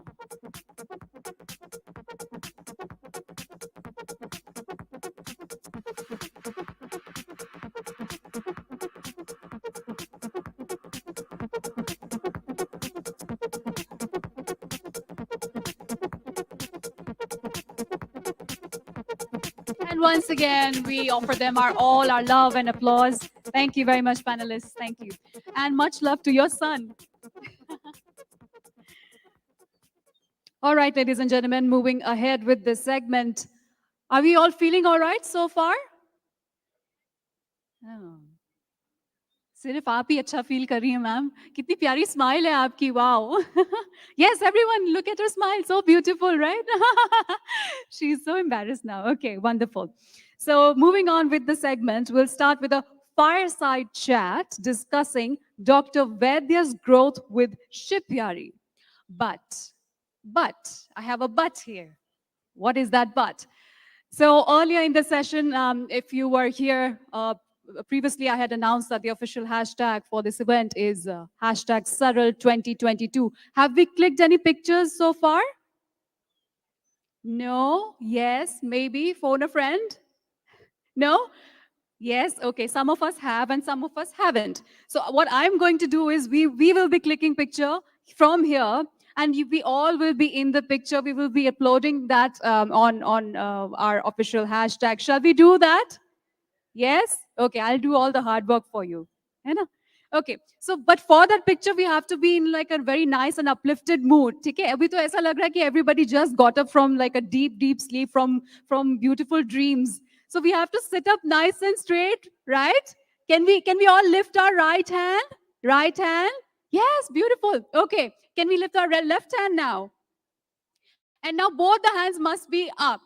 Both the hands must be up. Jazz hands, keep waving, keep waving. When I give you the count of 3, 2, 1, we're going to make a big noise, and I'm going to make a small video, and then we're going to upload it on the and use the official hashtag. You can find yourself your jazz hands on the official hashtag, right? Shall we do that? Yes. Okay. Hands, hands. Where did the hands go? Yes. And I'll give you a count. So here we go. 3, 2, and 1. Woo!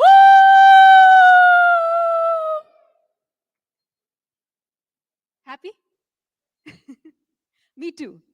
Thank you so much for being such a wonderful audience, ladies and gentlemen. We now proceed towards the fireside chat, which is on Dr. Vaidya's growth story with Shipyari. For this fireside chat, we would love to have on stage Chief Operating Officer, Mr. Vishal Totla. Let's give him a big hand, ladies and gentlemen. He's a qualified chartered accountant, a seasoned business professional, an entrepreneur, and an investor with over 10 years of industry experience into retail, distribution, logistics, and supply chain management. And we would also like to have founder at Dr. Vaidya's venture lead at Verlin West, Mr. Arun Vaidya. Let's have them on the stage. Mr. Arjun Vaidya was the CEO at Dr. Vaidya's New Age Ayurveda. He's partnered with the $4 billion RP Sanjeev Goenka Group and has now been acquired by the group, making it one of India's first successful D2C exits. Let's give the gentleman a big hand. Thank you so much. Thank you.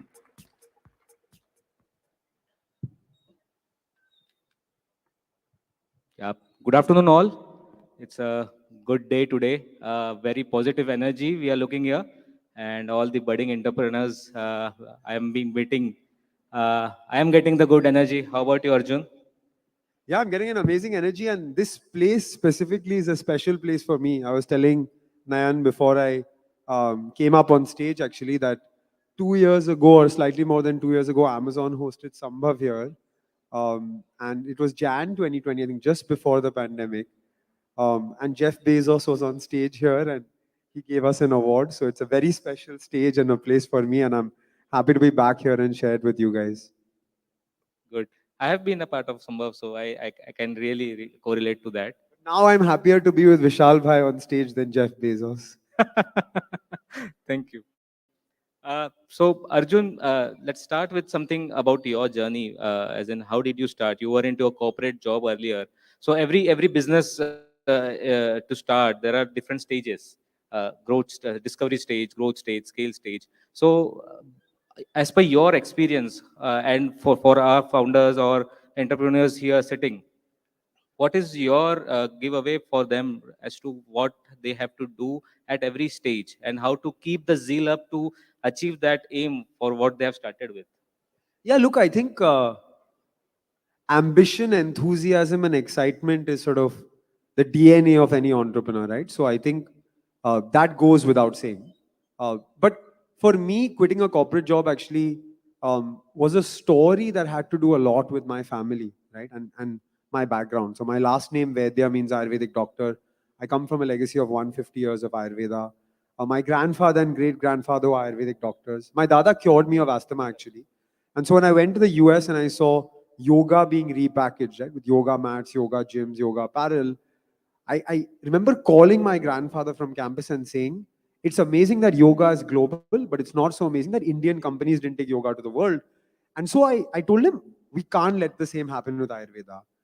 And 2013, I moved back to India. I worked 2.5 years in finance. I was fortunate to get a job at a private equity fund at the age of 21 and a half. And that's a profession that pays reasonably well. But when my dada passed, uh, we had this rich legacy. We had these formulations. He cured me of asthma. I love cricket. I had to stop playing cricket because of my asthma. I started playing cricket again because I was cured. And so I remember the promise I made to him, and I quit my job to take on this legacy. So, other than ambition, enthusiasm, excitement, positivity that entrepreneurs have, I think purpose for an entrepreneur is really, really important. And I'll tell you why, right? So, there are very tough times you'll face as a founder, right? Really, really tough times, right? For example, April 2020, I remember everything was shut, but Ayurveda had to stay open, right? I remember calling Nayan Bhai and saying, like, I have so many orders, I need to deliver these orders to the customer. He said, but all couriers are shut. I said, sir, I am in the warehouse packing these orders because we need to keep it going.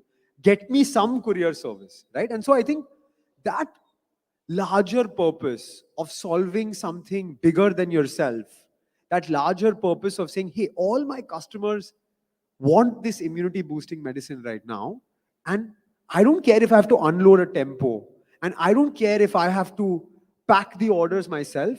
Those orders will leave my warehouse today and today. That's the zeal to actually go about and make it big, right? So in the last session somebody asked about their operations difficulty.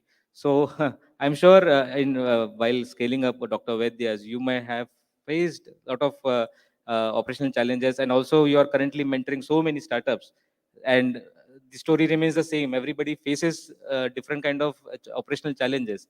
So what, as per you, was were the biggest challenges, and how a company like ours helped achieving the solution to it?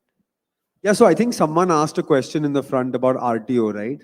And I remember our order volume surging to like 5,000, 6,000, sometimes 10,000 orders a day during the COVID period.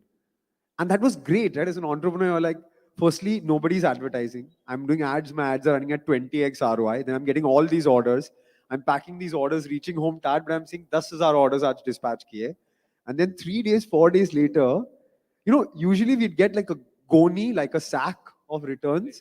I saw a truck come into my warehouse building, and I'm like looking at that truck saying, I hope there are just few returns for my company, and then saying, boss, एक sack नहीं, दो sack नहीं, तीन sack नहीं, चार, पांच, छह, 10 sacks, पूरा truck में मेरा returns है, right? So I think for us as D2C entrepreneurs and as e-commerce entrepreneurs, as e-commerce founders, it's one thing to get the order, right? To acquire the customer.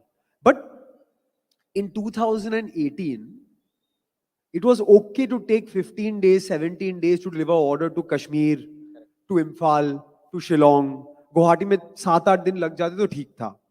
Abhi, in the world we are living in today, with the Zeptos and the Instamarts and the Blinkits and the Amazon Primes, if you take more than 2 or 3 days to get the order to reach your customer, you're in deep trouble, right? And so I think while we all talk about brand marketing, strategy, big picture, brand ambassadors, ATL, ops can kill you if you don't get it right. And today, ops can kill you even more because the customer is so mindful of service and the service they get, right? So there's one part about the unboxing experience, how you package the order, how it reaches a customer. Like when you go to a retail shop and you pay the bill, you have that dopamine secretion that I acquired this product. Similarly, for us as e-commerce founders, that's when the unboxing happens. But the entire experience, not just of logistics of delivery, the entire experience of post order, what WhatsApp reaches you, when the order is shipped, how to track the order, when the order reaches, if the order is returned, what do you do and how do you react? That's absolutely critical. And I'll tell you why. Because my father is the father of an e-commerce entrepreneur. He knew I was running an e-commerce business. Until April 2020, he didn't place a single order online. Pandemic hit, he's now placed 50, 60 orders on Amazon. He eats quinoa pasta. So he went on his Instagram feed, saw quinoa pasta brand, clicked on the ad, went to their D2C website, bought the quinoa pasta. 3 days later, he's sitting on the dinner table with us. He's saying, "Yeah, I ordered that quinoa pasta. The pasta still not reached me. I went to the company's website. I saw they are in Bombay. I called their customer service. I told them, you are in Bombay. I am in Bombay. Why does it take 3 days for this order to reach you?" And he's telling me, a person who's never ordered before, 1 year into ordering online, how can it take so long? I'm never going to order from this company again. So that shows the importance of logistics, of operations, of smooth operations.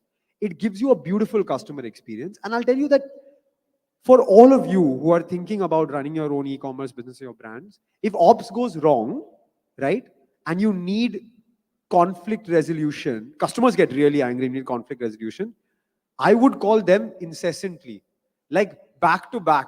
My customer has not got the order. They are calling me. They are complaining. My brand is getting screwed. All of these things, right? And so I think as a partner, whatever your business is, but specifically in logistics where it is very sensitive with customers today, you need someone you can connect with. You need someone you can have a conversation with. And we were fortunate to have that with Shipyari, but whoever you work with, right? I think that connect, that conversation, that ability to resolve problems and that positive attitude is really important, because if it goes wrong, it can go really wrong.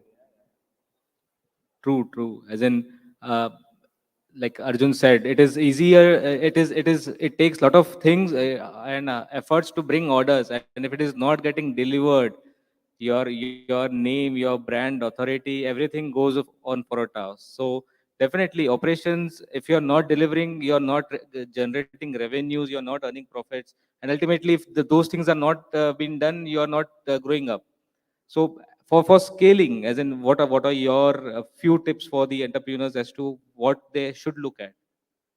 Look, I think there is three parts to the scaling journey, right? The first part and the bare minimum is having a really exciting, differentiated product that works, because it's very easy for us as entrepreneurs, as founders, to get one order. But the second and the third order only happens when your product really gives customers that value. So that's the first part of the experience.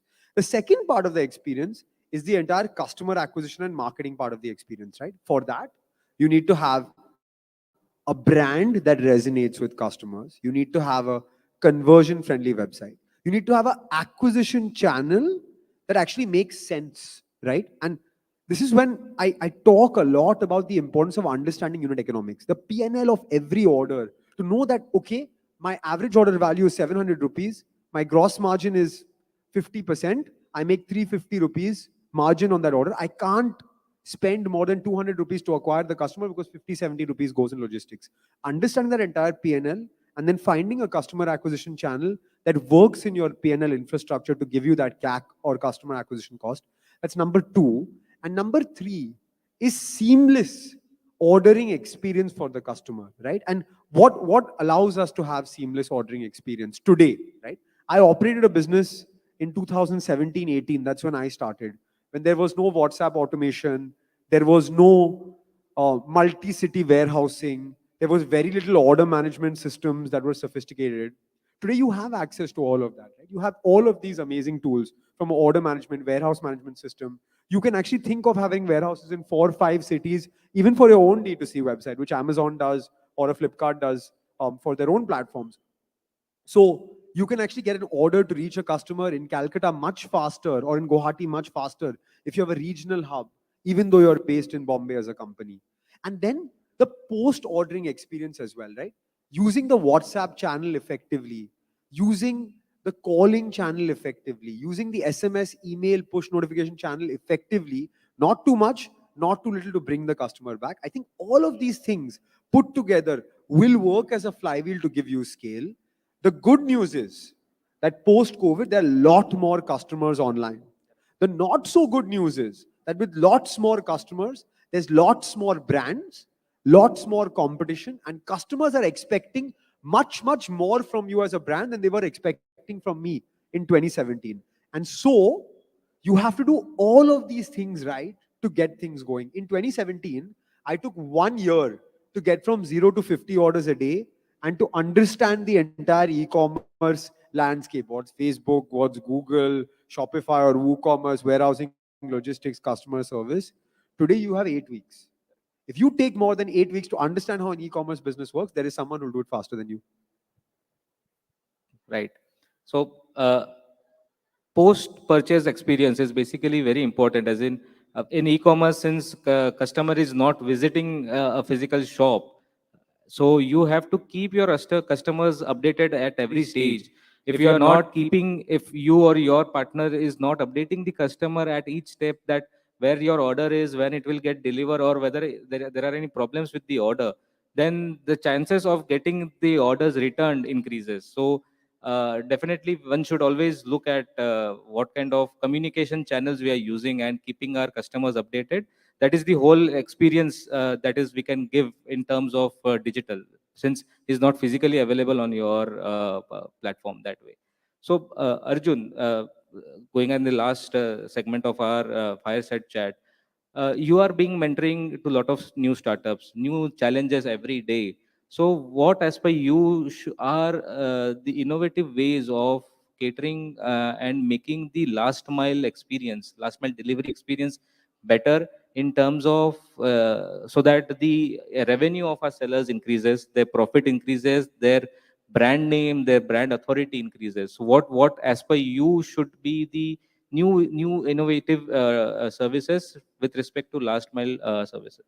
Yeah, I think it's a important question, existential problem for all of us to think about today, right? So there is a stat I read somewhere that for every increased 24 hours in turnaround time that you have for your order, there is a 11% higher chance for the RTO, right? So think about that.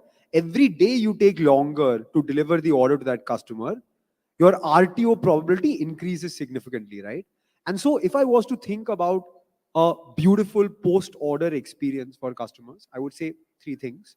One, the moment the order is placed, find ways to communicate with that customer through email, SMS, and WhatsApp for the customer to be able to track the order. If you guys ever place orders on Swiggy, that's an amazing experience, because even if the order is 5 minutes delayed, they will let you know, right? So that's one.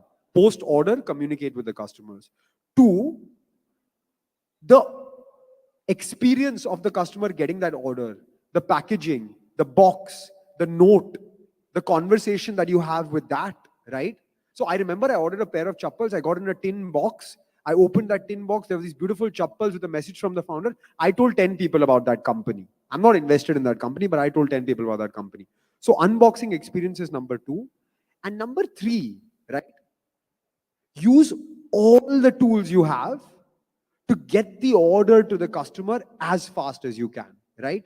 Whether it's right OMS or WMS, warehouse management order management system, to get the order dispatched as fast as possible, whether it's shared warehousing services or sort of multi-city warehousing services to have your hub closest to the customer, it's use of quick commerce type logistics services to get next day, same day delivery. All of these things lead to something eventually called customer delight.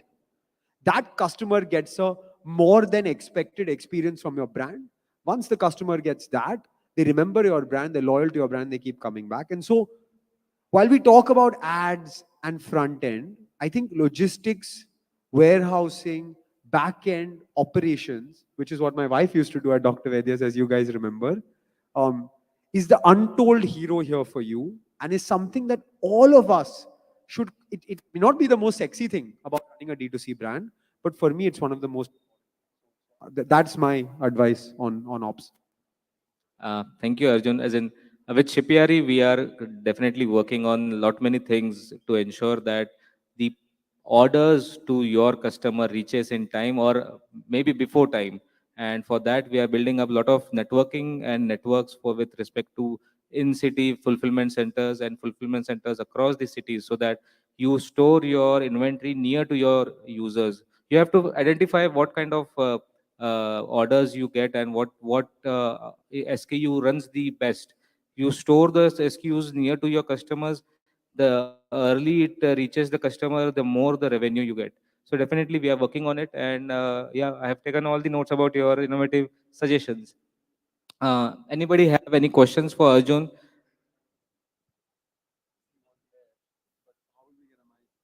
Can we provide mic to that guy? You can come here. If you can just raise your hand once again. Yeah, he'll get you a mic.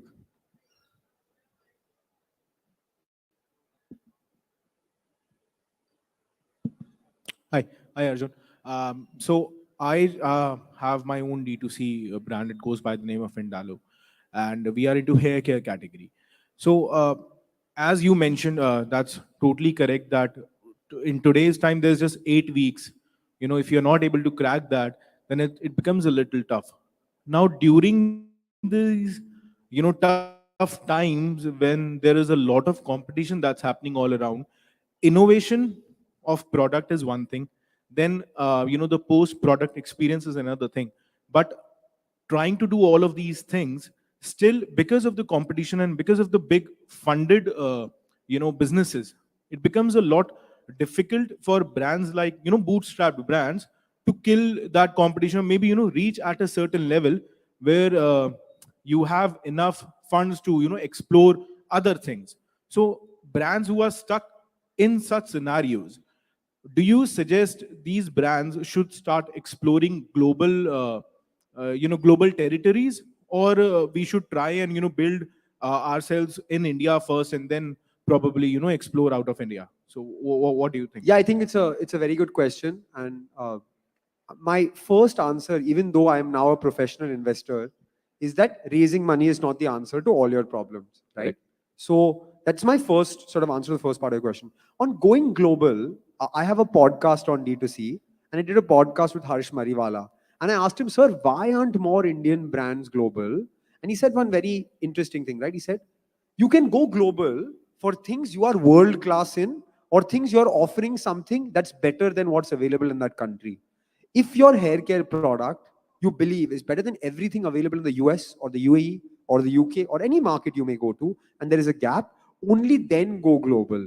Don't go global because you're struggling in India and you think the US is the answer. That's not the way to look at it. But if you feel there is a problem there, then go there, because trust me, sitting in India, operating a business in the US, it's very, very difficult. You're much better off here because you know the market. Right? I didn't know the market in the US, and I got growth in India, so I focused in India. So that's my advice on going global. But there are brands like Vadam, the Ayurveda Experience, Skillmatics are an exceptional job globally, but there was a reason for them to be there. Yeah. Thank you so much. Thank you. Vishal Bhai, for inviting me, and the entire Saral team for having me here. It's been a pleasure to speak to you, and all the best to all of you as we see all your brands being built and see India go to the $100 billion D2C economy that we want it to be. Thank you, guys. Thank you, Arjun, for taking time and visiting us. Thank you very much for this interesting discussion, gentlemen. Please, we request you to kindly stay on the stage. We request you to kindly stay on the stage, as we would like to express our gratitude for you, for your gracious presence. We will now be presenting a sweet memento to our esteemed speakers. Our gifting partner for this session is Indian Gifting Portal.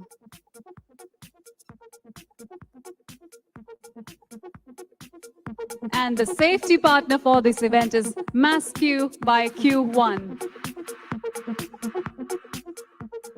Thank you very much. All right, ladies and gentlemen. No hands this time, huh? Moving on with the segment, we'll start with the next panel discussion over new age e-commerce marketing, elaborating on how to pick winning digital channels. For this discussion,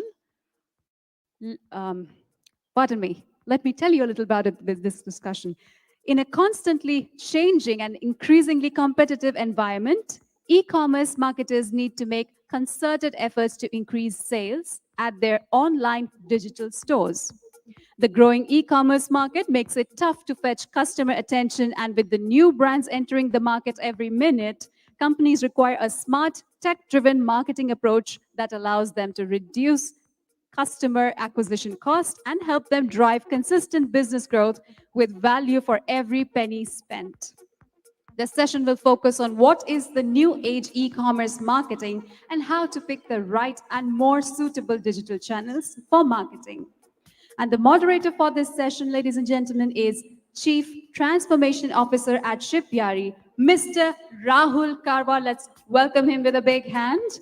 Mr. Rahul Karwa is a seasoned marketer with an experience of over 20 years in marketing, P&L management, and communications. He currently works with Shipyari as a CTO and is responsible for marketing, business growth, and culture.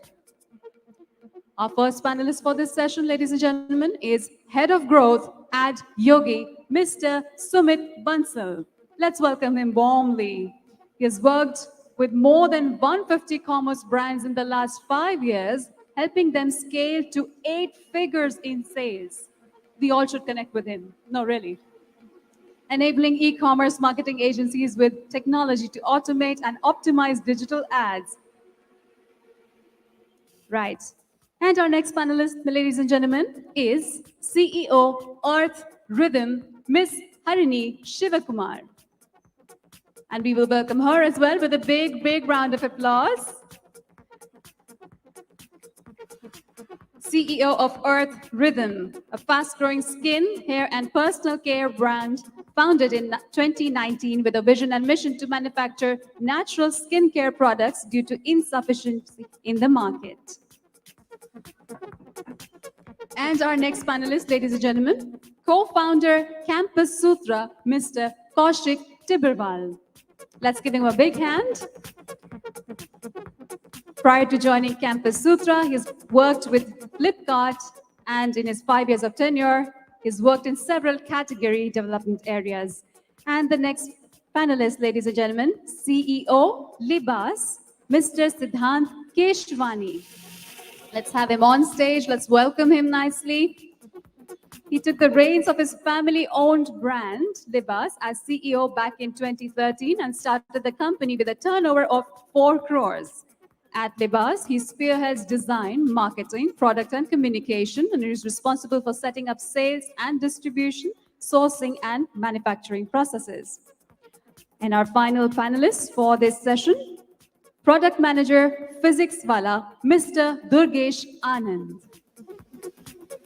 Currently responsible for building D2C brand at PW by introducing new categories in the student lifestyle. He's looking after business strategy, D2C product app, and new product development. All right, I now hand over to the moderator. Please carry forward. Can I use this mic? Of course.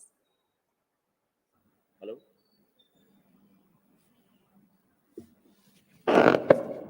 I think this is me. I'll use this. Am I audible? Yeah. Hi, everyone. First of all, thank you so much, Unicommerce, for hosting such a lovely summit. We are really excited to be here. I had a big complaint to make to begin with. Since morning, many people have come to me and asked that the person who is being seen on the screens like this, am I that person? No, I'm not that person. That person is Bade Mia, not. He's Badhiya Mia. He's a part of our campaign, okay? And I am Badhiya Rahul. Good afternoon, everyone. I welcome all of you for this session, which is about new age e-commerce marketing, how to pick winning digital channels. Yeah? I don't think I need to introduce the panelists. It's all there, right? Shall we go? Yeah? You know, I've been around in marketing since almost 2 decades. And I have to make a very, very honest confession. I hate marketing. I hate marketing and I hate marketers. Sorry, don't get me wrong. I can't afford to hate marketing because that's what monthly paycheck. Yeah. However, honestly, as a consumer, I really hate marketing because marketing messages keep chasing me like Vodafone dog wherever I go. Though Vodafone actual network never chases me. That's the irony. The fact of the matter is, as a consumer, when I wake up, I really don't want to open my email and see what Unicommerce writes to me. When I go on my personal Facebook page, I'm really least interested in what Shipyari is talking to me. So it's very, very important that when we go and choose any kind of digital marketing channel, we are very mindful that we should be engaging with the consumer in the right way. Okay? There is a wide array of choices that we call as channels for engaging with the audience to build your e-commerce business.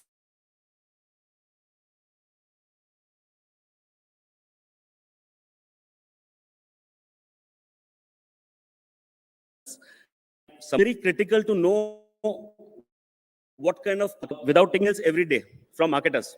Everyone does, right? Is it annoying? It is annoying. Just letting you know the statistics, almost 17% of the investment in marketing, digital 4%. So it doesn't matter how much it irritates you, it works for the brands. So it's really very important, a winning combination. Yeah. Just to list down before I start my questions, just to list down what all things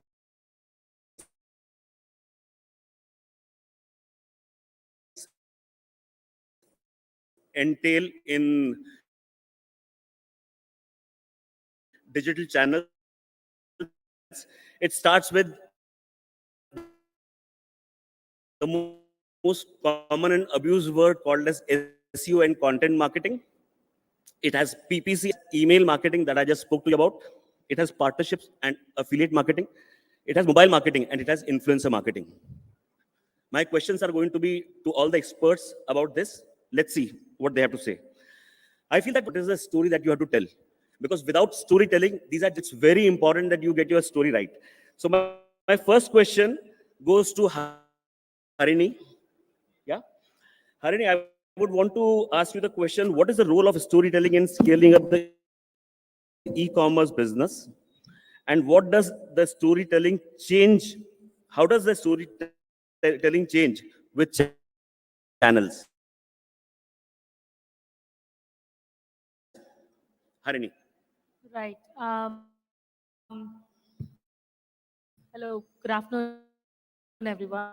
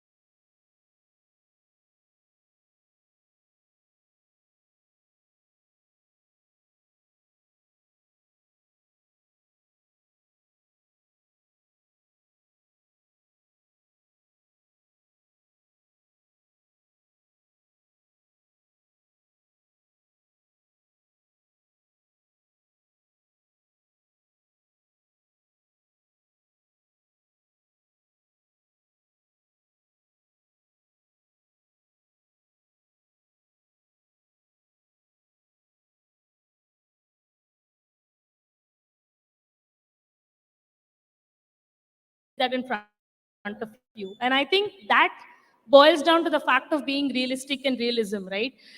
So storytelling is very important. I think consumers connect much harder and better when you are able to convey your brand story, and thereby I think it's not about selling a product, right? It's about selling the concept behind the product. And the purchase is just a byproduct, right? When the conversion happens, it's just a byproduct. And if you are able to convince that customer with that storyline, obviously they're going to try your product and believe in it, right? And thereby all the channels begin, email marketing and all of that, to reinforce that story again and again and again. For example, let's look at sustainability at Earth Rhythm.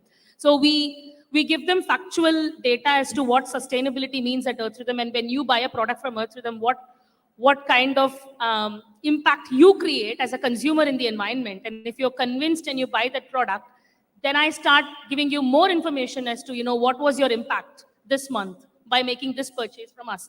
And that's where the story starts get built in, right? So you continue the story and you keep telling customers. So next month when I want to retarget this customer, I tell them that last month you were able to contribute so much to the environment. Would you be interested in doing the same this month? Now, I'm not trying to sell the product here. I'm just trying to sell the concept, right? The story behind it. So I think storytelling is very important.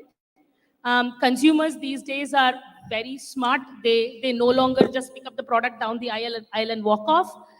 They need facts, they need data, they need to connect with brands. And I think it's very important. Very well said, Harini. Before I invite other people to contribute to the same topic, I think it's very important for everyone to understand that a great story needs to have 4 elements for sure. First, it needs to be clear, it needs to be concise, it needs to be compelling, and last, doesn't matter for how long you run the same story, it needs to be consistent. If you have these 4 things, doesn't matter what channel you work, your story is going to be a winning story. Anyone else who wants to contribute to the story? I think Harini covered it very well. I think in the new age where you have customers, they ask different questions, right? They ask the why behind the product. They ask the difference which they're making by buying that product or the difference which the brand is making. So I'll give you examples. Like we have Niemans, which has been promoting sustainability. We have Mamaearth, which has been like selling toxic-free products to women, pregnant women, right? So this is the age in social media where your customers can become your brand evangelists. The customers can become the voice of the brand. What I mean is, I think if I have an example, like I have a cousin who bought a Mamaearth product. She's writing reviews. This is the product for all the pregnant mothers, right? She's spreading it across, right? So that is what I'm saying. We need the customers have to be your brand evangelist. If the storytelling is right, the customers will speak for you. Absolutely.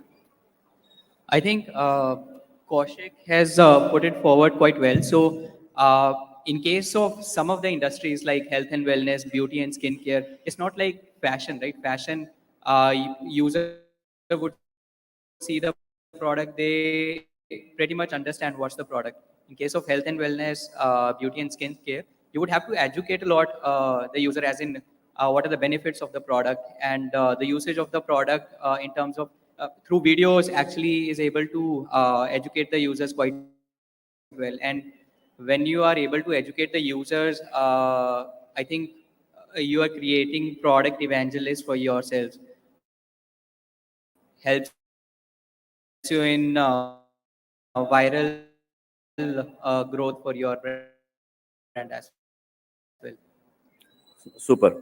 Sumit, don't put the mic down. Next question is again for you, and obviously everyone else can contribute after that. How to scale online sales during festive season ahead? What kind of digital channels one should be using? Sumit. So I think the festive season has already started, and many of the brands could also be struggling with the rising CPMs, rising the advertising cost month on month. Uh, so I think for the festive season, brands can launch the new collections as bundle the products also, which helps in also tend to splurge, tend to spend more. And I think building top of the funnel before the festive season helps in monetizing that audience within that festive period, because during the festive period, many of the brands would be spending big money, which would raise funnel campaigns. Realizing the lifetime value also of your customers would be the key strategy in the festive period when you're deeper into the festive period. Awesome. Siddhant? Yeah. So actually, festive season, as we all know, is actually the biggest season for all different kinds of industries, right? And that's why, as you rightly said, that customer acquisition is going to become very expensive, and it is going to get very difficult. It's not. I mean, if you compare it to an offline market where you just go to a mall and it's just crowded and everybody will end up walking into your store, it's not like that for D2C brands. But what actually marketplaces in this scenarios play a very, very good role, because I mean, they are driving so much traffic, such huge media spends that at the end of the day, people will end up discovering you, and you should just have a story, because in a competitive space, you have to stand out. As the last question was, right? If the story is there, people are going to come to you and people are going to buy it you because they are looking to buy in the festive season. Absolutely. Durgesh, any thoughts? Yes. Actually, I would like to add something. Like during the festive seasons, people are looking for the offers, right? So running the offers in a very correct manner. I mean, giving them while on the perspective of the awareness, I would like to say, like for example, you are running some offers or discount, and if your awareness is very great, like the advertisement part, then it could work for you. And whereas during the festive season, people have the expectations of some freebies kind of a thing, right? And bringing such kind of a things into the picture that could really help you to bring more sales, right? For the conversion part, I could say like providing the frictionless services to the people, and providing some more kind of a stuff like bundling the product with something else could help you to bring more better conversions over there. So trying different strategies at the time of festive seasons could help you in getting more sales out of it. Absolutely. So apart from the 4 C's that I spoke about, which is be clear, be concise, have a compelling messaging, and be consistent, I think there is another C which is very important, and that falls in the category of don'ts, not the do's, which is clutter. Please don't create clutter in the festive season, otherwise all your marketing money is going to go down the drain. Yeah. Next question I would want to ask Kaushik. Yeah. For execution of any kind of your marketing campaign on digital channels, what is more effective, building an in-house team or creating an outsourced model? For a matured company, it is important to understand what roles do an in-house team play or out when you need to do some outsourcing, right? So in-house for me is when you want to create a differentiation in the market, right? That is when we build a team inside. I think the in-house people are the ones who will live the brand. They're agile. Absolutely. The turnaround times are very fast. Absolutely. For example, I'll give you 2 examples, right? So I think in a marketplace, it's very important to have the best product photo on the page, right? The hundreds of products, you need to have the best to stand out, right? So we built an in-house studio team which works day and out. They understand the brand, they understand the customers, and we have been able to deliver when it comes to banners, when it comes to this. Second is, I think we all know in the current age, it's very important to be on the trends. For example, Virat Kohli scored a century yesterday, right? It was very important for my social media to be on the money, to immediately probably give a coupon or to post something, right? Get the customers who are your Virat Kohli fans, right? So this is where in-house comes to play. For outsourcing, I think you also need to find out places where a lot of research has already been done by those companies, where something where you don't need to reinvent the wheel. For example, creating a Facebook campaign, creating a Google ad campaign, you can sort of look at an outsourced company. You just need to provide your inputs, what has to be kya aapka kya customer base and etc. Right? I think this is the factors which we take into play.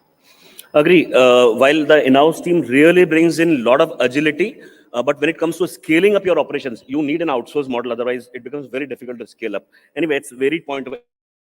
Anyone else has a point of view on this? Yeah.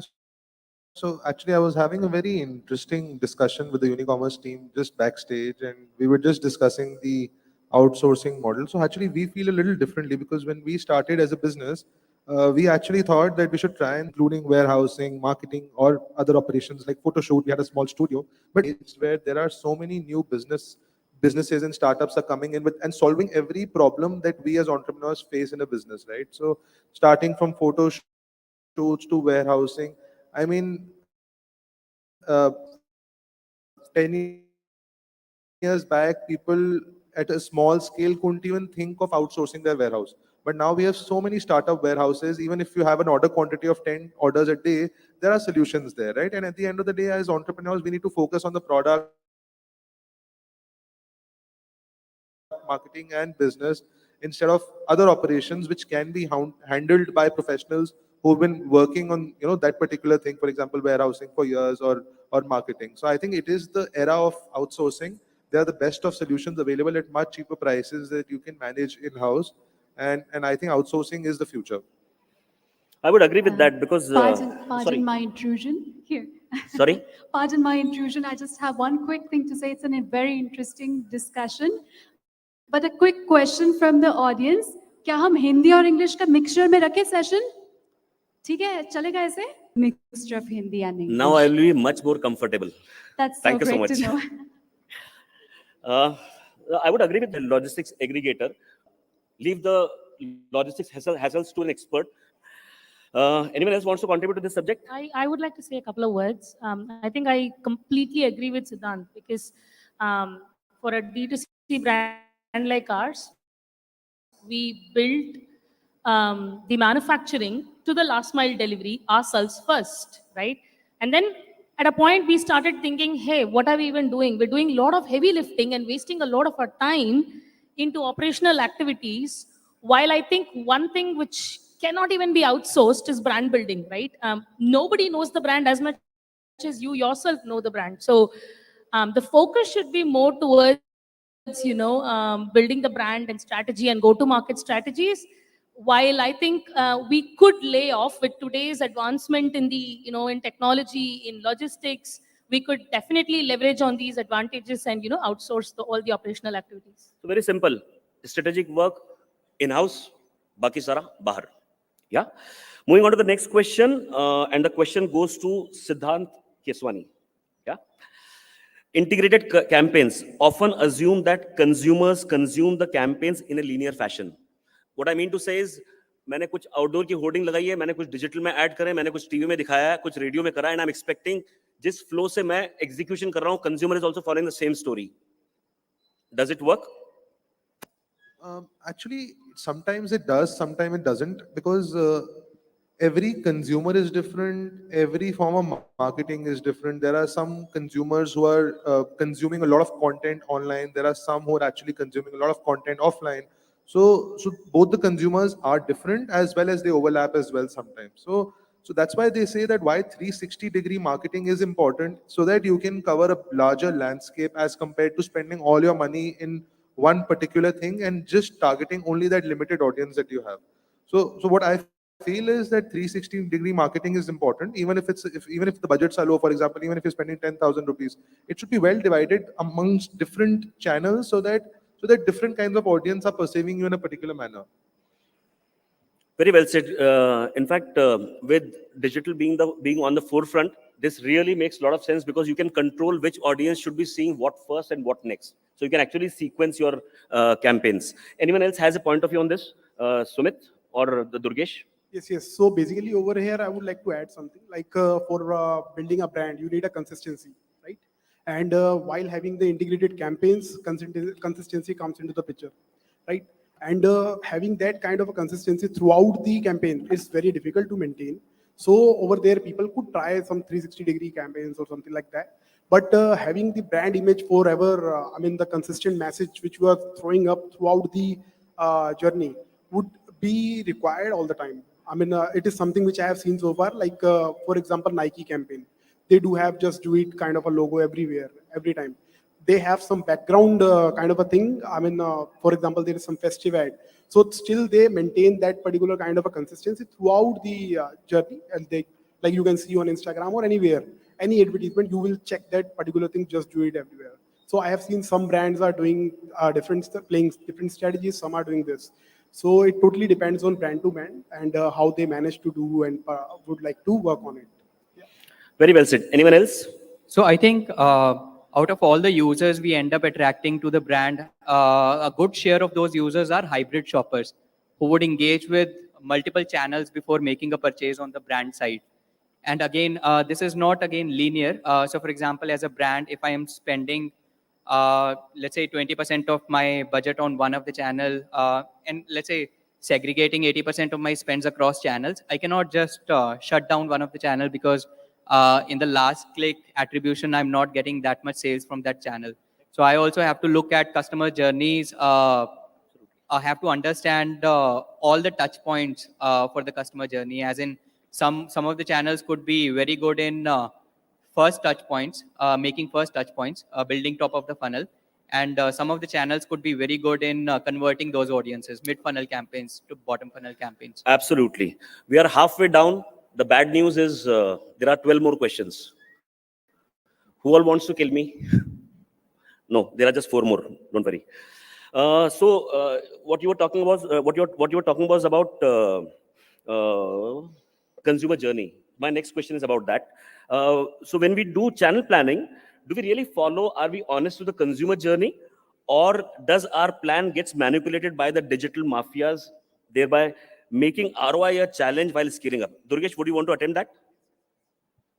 Yeah, so over here, I would like to say something like while going for the campaign like stuff.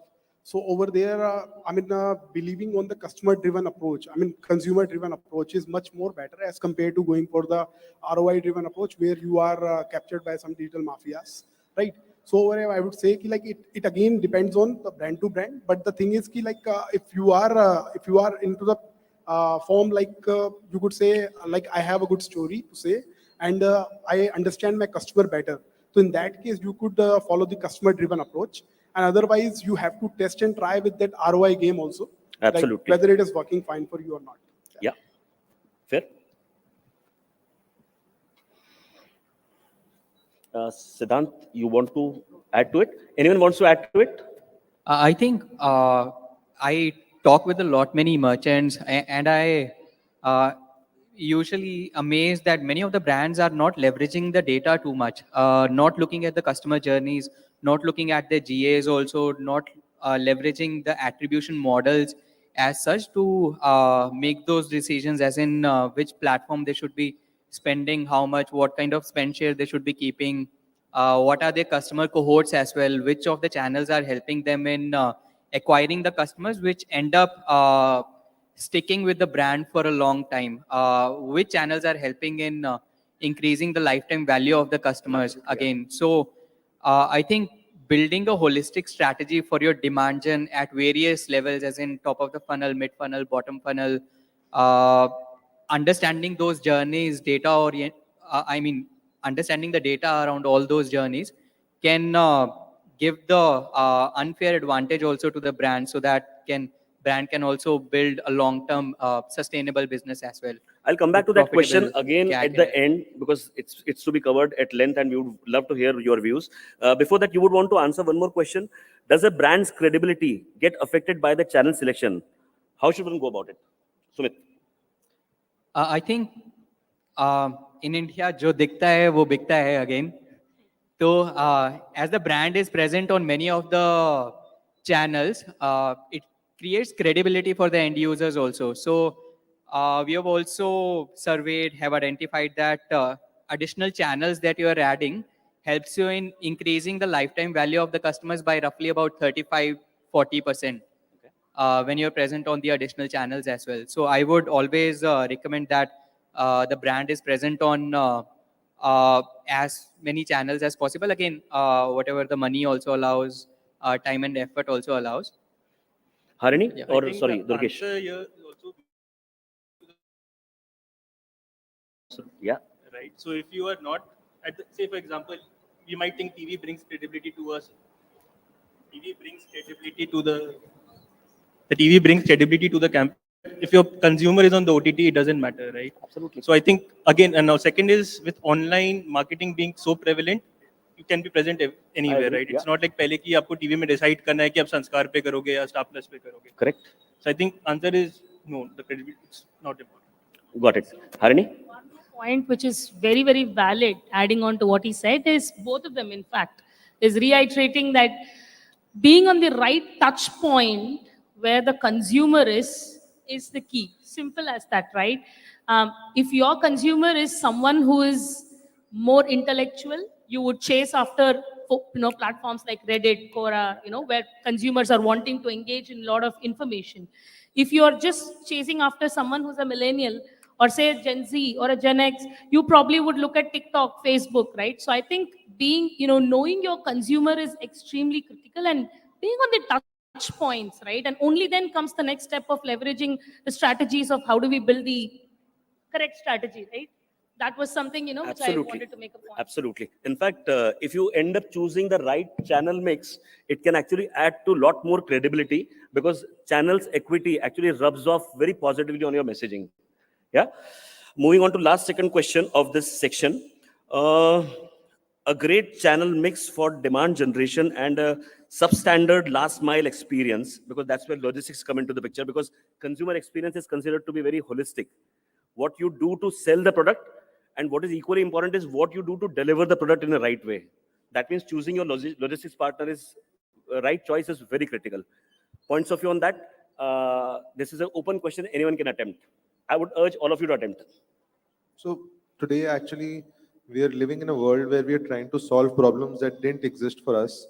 Like, for example, guys like Blinkit and all now delivering in 12 minutes. We didn't know we had that problem, but now that's become a problem for other brands because other brands, the consumer has an expectation of a similar experience from other brands as well. So I mean, logistics is of course important. We have seen that every time, the faster the order is delivered to the customer, the lower the return rates, lower the RTOs, higher the customer satisfaction. But yes, that being said, it as a brand, we need to see where our consumer is. We need to look at data. We need to have local warehousing, a proper logistic chain, having the right logistic partner to ensure that we are closer to the customer. And it's very, very possible today as compared to 5 years back, because I mean, there's so many new warehousing companies that have come in, so many new logistic partners, just like yourself. I mean, sky is the limit, right? Who knows? Even fashion will be delivered in 15 minutes in a year from Absolutely, now. absolutely. Last year, I ended up buying a laptop for my father-in-law in 7 minutes when I was driving. So I'll give you an example. I think few years back, I think first BBD, the Big Billion Day at Flipkart, most of you would know, right? We were able to generate insane traffic, like something which was not seen before in the country, right? There was so many people, there were so many offers which were created, like 1 rupee offer to bring the bus. Everything worked. There were like unprecedented number of customers shopping. But the event was a failure. The whole reason was the completion was not there, right? I think that is where the answer is, right? So I think both needs to marry each other very well. Absolutely. At the cost of risking my life, I just got a threat from Jigyasa that I need to get off the stage. Just the last question, very briefly, I would want Sumit to address that. How brands are using data and automation in acquiring and retaining the customers? That's about it from my side. Sumit. So I think data becomes quite relevant when there is a lot of competition in this space. 25% growth, e-commerce year on year. So data can be used to identify what are the top selling products, what are the top products that a brand should be selling. So automations can also help in that regard, as in to identify all these smart product sets which a brand would want to automate creatives also for to bring down the CACs for the brand. And also, while we can always measure all these matrices like bounce rate, all that is good. But again, my favorite is customer cohort. So understanding what's the CAC and what's the LTV and optimize for the LTV also. Customer cohorts analysis is basically all the customers acquired in a specific time period. How are they behaving? How are they engaging with the brand? Purchasing from the brand in the subsequent months as well, 1 month later, 2 months later, 3 months later. And to create a sustainable brand also across industry actually. In some of the industries, CAC might not justify the first order or the second order revenue as well. But in many of those industries, increased repeat buying, increased lifetime value actually helps in creating the sustainable business over time. Absolutely. Thank you so much, Sumit. On that note, I would want to end this session. Thank you so much, panel members. Thank you so much for being lovely audience. Last but not the least, this is not me. This is Badhya Mia. Thank you. Thank you. I have to give. Sorry? No problem.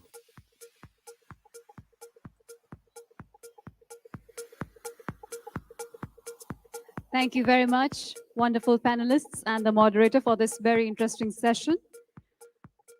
And we are now presenting our small gesture of appreciation. ये थोड़े अलग किस्म के हैं इन्हें सब बढ़िया पसंद है जैसे रिश्ते यारियां भरोसा अनुभव और ईमानदारी वो जल्दी आपसे मिलने आ रहे हैं Our gifting partner for this session is Indian Gifting Portal. And the safety partner for this event is MassQ Q1.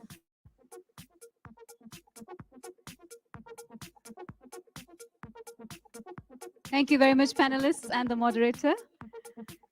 Moving on with this segment, we'll start with the next panel discussing on, is it a new era or was it a short-term growth trend in the field of e-commerce? Let's begin. The increase in smartphone users in India and the availability of the cheapest data services in comparison to the rest of the world have completely transformed the experience of today's Indian shoppers. The session will focus on the question if the growth trends in the e-commerce industry in the post-pandemic era are going to be just short-term gains or fruits to ripe profits for long. The moderator for this session would be Partner and Leader, Deals Strategy and Operations, PwC, Mr. Sankalp Bhattacharya. Let's welcome him with a big round of applause. Mr. Bhattacharya.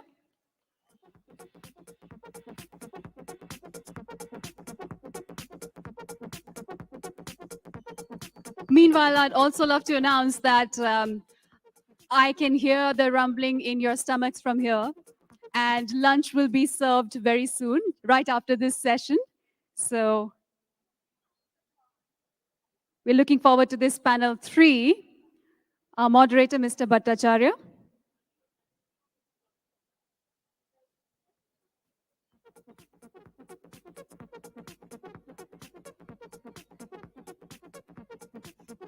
All right. Mr. Sankalp Bhattacharya is a partner with PwC India and leads the deals, strategy, and operations practice for the firm. He has over 20 years of industry and consulting experience, and his focus sectors include retail, consumer, industrial products, and logistics. Our panelists for this session, CEO Shipyari, Mr. Nayan Ratan Dhaira, a chartered accountant and an entrepreneur by heart. He started his career from ground and climbed up the ladder to finance director as the youngest member of the board. Our next panelist, ladies and gentlemen, founder and CEO Upriver, Mr. Bakar Naqvi. He's a seasoned retail professional with over 23 years of experience in brick and mortar and online retail strategy and operations, having worked in leadership roles in consumer retail, focused consulting firms, as well as managing a 300 crore plus fashion brand as CEO. Director Requil, Mr. Vipul Gupta, a commerce graduate from Sri Ram College of Commerce, starting his career in commodity futures trading and worked in that industry for close to 10 years. He founded Requil in 2018 to offer effective cosmeceutical solutions for skin and hair that consumers can trust, ritualize, and know what to expect from. Yet another panelist that we're extremely pleased to have with us for this session is founder and CEO Foxy, Mr. Karthik Sheth. He's a founder of Foxy, a beauty e-commerce platform for D2C brands. Foxy has over 2 million installs and has been backed by Sequoia, Lightspeed, Matrix, and AWI. And the final panelist for this session, founder Swish, Mr. Ishan Grover, with a decade of experience in setting up and successfully building businesses from scratch. He's one of India's craft brewing industry pioneers and has established over 70 craft breweries across India. So all the panelists are already here, I see. Let's give them a big, big round of applause, ladies and gentlemen. And I request the moderator to kindly take this forward.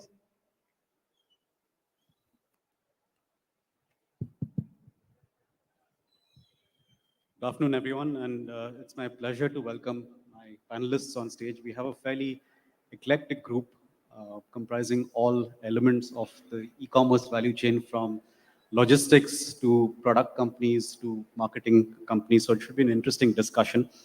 But just to set the context on the key question that we're going to debate on this, that whether e-commerce is sustainable going forward, or was it just a blip that happened during COVID times. Now, in terms of context, just some statistics. So India's retail industry is about $700 billion in size.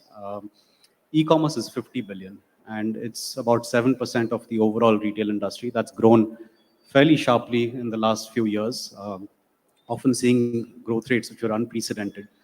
And in the next 8 to 10 years, we expect this e-commerce industry to grow at almost a 20+% clip, which should take it to a number of almost 300 billion by 2030 and about 130 billion by 2026. Now, not all of this growth is going to be uniform. As some of you know, there are certain categories which are growing much faster. There are certain formats which are growing much faster within e-commerce. But needless to say, from that 7% of retail, it's going to be a significantly higher percentage going forward. Now, if you compare that to organized retail, it's taken a number of decades for organized retail to get to a significant share of the retail industry. And e-commerce is expected to move faster than organized retail, which is a big statistic to think about. We've all seen some of the changes that have happened in the sector before COVID, during COVID, and after COVID. And that's really going to be the essence of what we discuss today, that what's changed and is it here to stay. But purely from a macro perspective, I think consumers today have a lot of choice, which they didn't have even 5 years ago. There's a lot more preference for premium products. There's a lot more concern around delivery times, and we've all seen players trying to get faster deliveries across. And we also are looking at a bit of an omni-channel experience. Now, this has been talked about for many years, but hasn't really played out to the extent that it should be playing out in India, right? So, especially in the transition period from COVID to post-COVID, omni-channel has become a big buzzword, and you've seen a number of brands really taking their business omni-channel. So let me maybe start you know, with you, Karthik. What's changed in your business? And you run a marketplace, right? What happened before COVID, during COVID, and after COVID? Well, so before COVID, at least from our business perspective, we didn't exist. We launched in the middle of COVID. Much harder to build anything new. So that is especially unique for us. But let me talk about the industry and I'll come back to Foxy in a second. So then over the last few months, I would say 3 or 4 months, we are seeing a big transition happen from in-home consumption to out-of-home consumption. So you're seeing entire sectors rebalance. You're seeing travel, hospitality, businesses which are almost in cold storage, eating out, have taken off, right? You can't find a table in a restaurant. You can't find a flight booking for what you could have paid for business class last year. As would normal economy भी नहीं मिलता, even if you book in advance. So you can see that there is a lot of consumption happening in sectors which was dead for almost 2 years or in cold storage for 2 years. And things which were in-home consumption are declining. You will see that across education, healthcare, delivery are stagnating or not growing as fast as it did over the last 2 years. But to me, that is just a natural shift, right? There's a bit of revenge purchase happening. We'll find the equilibrium. What has changed forever is the digital nature of the purchase journey. Whether you book a table for going to a restaurant or you order in, the journey starts on an app. And I think that's what's changed. The nature of e-commerce or omni-channel, I don't think these are different words anymore. So the way I see this happening is consumers are spending more time in retail, they're spending more time in offices, less time at home. So obviously the role of home delivery is falling, but the role of digital hasn't fallen. The role of digital in the purchase journey, the role of digital in helping you decide, choosing prices, finding the right product for you, the role of digital in lowering entry barriers so brands find it easier to launch funky products targeting a very niche audience. None of that has changed. There will be a difference in channel mix for sure. And if I take the Foxy example, we've had a store design in cold storage again for 2 years. We launched our store last month in Bangalore. Again, a digital experience. So you check out on your own app, right? You can have it delivered or you can pick it up. It also serves as a fulfillment center for the city of Bangalore. So this digital physical diwar of sorts, right, is gone. And I think the companies that are able to seamlessly move between the two will come out winners. I think pandemic, faster delivery, more convenient delivery, cheaper delivery were the winners. Now I think this seamless transition between online and offline will create new winners.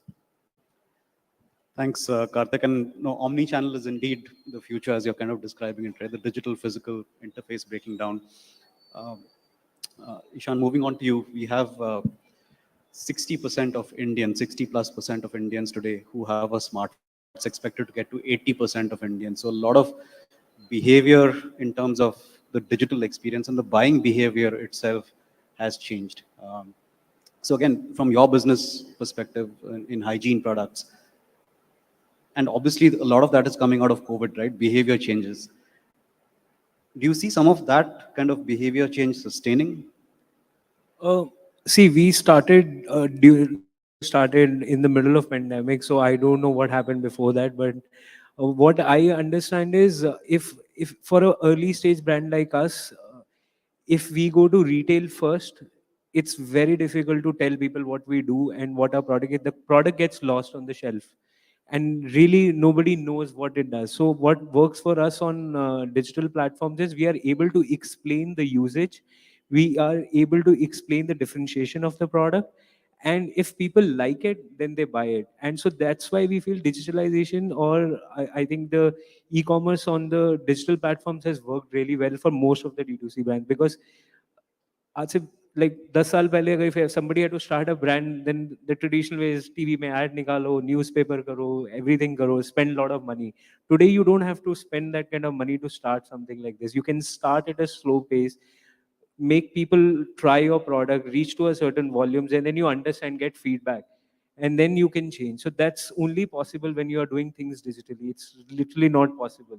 And yes, eventually you have to have omni channel, but I think for the first 2 years we were purely on digital. Now we have started other channels, and that really worked for us because now people understand what the product is, and now people buy their product on their own from retail channels, from marketplaces. But initially that was very much required, and that really helped us. Yeah.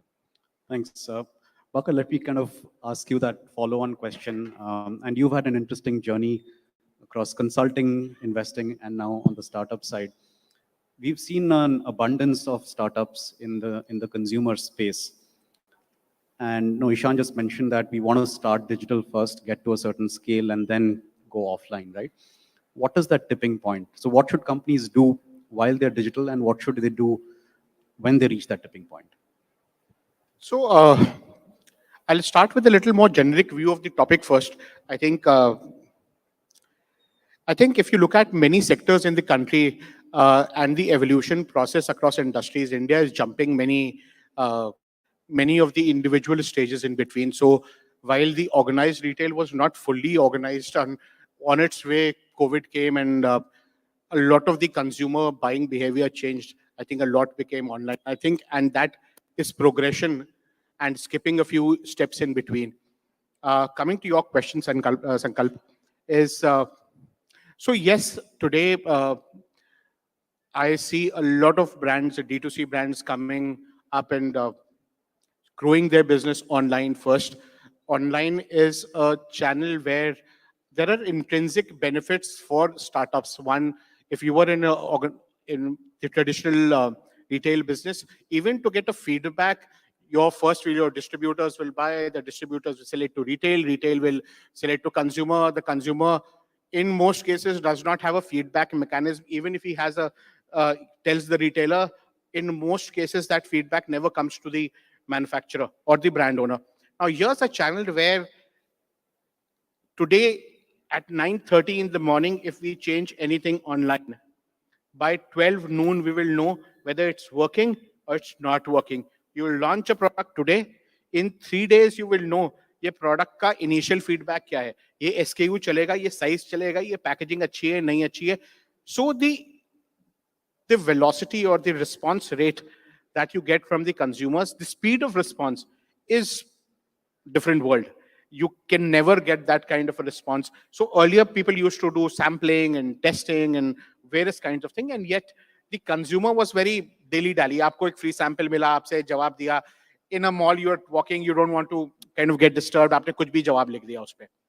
Half of those feedbacks, and in my life I might have done 30,000 consumer researches. 90% of the consumer researches you taking out what you want to take out. Now here there's a real consumer who has put in money, who has spent on the product, and he has used the product, and he's giving you a real-time feedback. So I think the channel is the best channel for D2C brands to test out. And the cost is initially the amount of money that you needed to block in inventory for your product to be visible was humongous. Today, with much limited inventory, you can be across the country. So without a doubt, this is a channel for this, the D2C channel, the online internet commerce has made it extremely flat for new age brands to be there. To your question, what is the tipping point? I think there is no tipping point, but at a certain stage, the canvas which the online market today provides starts becoming a little. So I've done it like, I mean, look at brands like Wow and Mama. They've reached a certain scale. Beyond that scale, to achieve more scale, you need to go to the offline world, because online, if you look at retail, organizes 10%, 8%, whatever people say, but broadly in that range, organized. Online is still smaller. So if you want to broaden your canvas today, organized retail is the way forward, and then modern retail, and then GT. At a certain point, if you want to be a 2,000 crore brand, you will have to be everywhere. The idea is not, it's, you'll have to look at it as a brand. A brand needs to be multi-channel. A brand needs to be in all these channels. And I think D2C is only one of the channels. Now we are looking at it because it's a new channel, as a new kid on the block. But finally, when the air kind of settles down, this is another channel for which is much more beneficial for newer brands. So I think every brand eventually will go there. What time, I think it's best for the brand to decide. But after a certain scale is achieved, consumers know you, consumers have bought your product, felt your product, and have a certain recall. I think that's the time to go. Thanks, Bakar. Vipul, let me kind of move to you. You run a skin and hair care company, right? Any changes that you've seen in consumer behavior post-COVID, and any words of advice that you'd have for some of the startup founders in the audience, perhaps? Thank you, Sankalp. I think during COVID, post-COVID, the biggest change that we have seen is how the buying behavior has changed. Your phone doesn't want you to leave your house. With the growing, I think, urbanization, growing traffic, and lower patience, we don't want to, maybe let's say, travel 1 hour to a movie hall, watch 4 hours of movie, come back, travel 1 hour. So I think it is become very, very difficult to take out that much time. Online shopping behavior or watching content, for that matter, gives you that liberty, gives you that freedom to consume or shop at your own will. I think that's really what has changed. And I think this is a great space for D2C brands, great time. D2C brands offer, they have the great agility to offer very custom made, tailor or niche solutions that are not available on the shelf. So I think this is a great time to be in. Thanks. Nayan, let me shift to you. So I was asking a client recently, which is in the D2C or the e-commerce logistics business, and he made a very interesting statement that 85 to 90% of demand that we fulfill currently is from the top 12 cities. Correct. So is this boom really an urban phenomenon, number one, and is this going to fizzle out sometime soon? So what I seen, and I'll just brief it, what I see is a D2C segment. If you see 5 years back, D2C word was not coined. D2C word, and now it's an industry of 100 billion to be happen by 2025 is what we are looking at. So D2C phenomena will be post-COVID continue to be there. And as you said, currently it is urban, but it is moving towards the rural and the Bharat, I'll call it, as in the rural part of the India is looking for it because they are sitting on the rich asset and they have a capabilities to buy it. It's just that nobody's reaching out to them. So yes, currently 80-82% is coming from the major segment of 12 or 15 cities. But what I see is the next growth coming is from the tier 2 and tier 3 cities. And in the since morning, I am meeting the people. I got at least 7 requests that why don't you start in the east? Northeast is the market which is untapped and nobody is doing delivery there. We wanted to cater to that market. Arjun, which we were discussing, he is Dr. Vedya's, I think 13% order is coming only from the Northeast. So Northeast is the market which is developing. So as a logistic company, we also need to develop our capabilities and the reach to the masses, and we also need to go to the urbanized as a rural segment as well. So I say it's all across the India. It's not just urban, but yeah, starting is happening from the urban, and then it will go to the bottom in the line. Thanks. Karthik, let me kind of go back to you.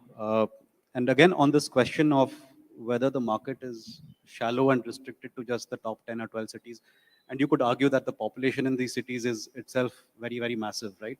Uh, for your platform, are you seeing some of these new pockets of demand coming up, let's say from the Northeast or tier 2 and below cities? Absolutely. I mean, Aizawl is a top 20 city for us, and we sell more in Dehradun than we sell in South Bombay, right? Some of it is our positioning as well. We want to be in markets which are aspirational, but these are also the markets which have seen high growth, which are seeing good growth.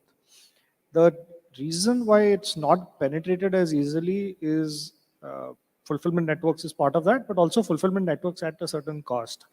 Tier 2 cities tend to be heavier on COD, they tend to be lower on bill value, and therefore slightly less profitable to serve. So if we can find a way to bring down the costs, and I think we are seeing those new models emerging, right? Dark stores. If you're shipping Northeast from Delhi, it will always be expensive, right? You have to ship it locally, and it's a little bit of a chicken and egg. If you ship it locally, the demand will grow. But if you don't have demand, why will you build local fulfillment? So somebody has to take that call and build out that fulfillment locally, which will drive the speed down, drive the cost down. Uh, Digitization of cash is already happening for us. COD is less than 25% now. So that is a very good move because COD tier 2 low bill value is just brutal for economics. So you even if you can sell, you don't want to sell. So COD reducing is a big move. I think if costs come down, speeds increase, delivery time reduces, you will see that demand. Today, that demand is not seen because it is supply constrained, not because the demand is not there. Thanks, Karthik. And let me kind of go back to you, Vipul, in terms of your kind of products and your business. I want to kind of build on Karthik's point where he said there is demand which is much more democratic, and he said one part of the challenge is really where do you place inventory and the cost to serve. The second really is, of course, product segments themselves, perhaps which need to be relevant to the market. In your products, which is hair and skincare, right? What is it that you're going to do differently to really displace some of the incumbents in that space, given that you're still in the digital only mode? See, if you look at it, each one of us in whatever space, and we were having that discussion, Bakar, over coffee, that, at the end of the day, we all are selling commodities. There has to be a strong differentiator. There are multiple skincare, hair care brands operating. What is my strong differentiator and how well I am able to communicate it to my consumer? That makes all the difference. If not, then I'm just playing on price, and as you rightly said, the cheapest one would win. If I don't have a strong differentiator, then price is the only factor. And believe me, price is the last consideration that any consumer would have in its mind. Most importantly, you have to communicate your offering very well and connect to your target audience. On that point, let me go to Bakar, right? So I'm sure this is a question which is on a lot of startups' minds, that how much should I spend on marketing? Let's say if I'm less than a 10 crore turnover company versus a 50 crore versus a 100 crore, how much should I really invest in that element of my mix? So my only answer is as much as you can. Because, so look at, forget offline, online again. Number of decades back, a brand like Thumbs Up was made in India.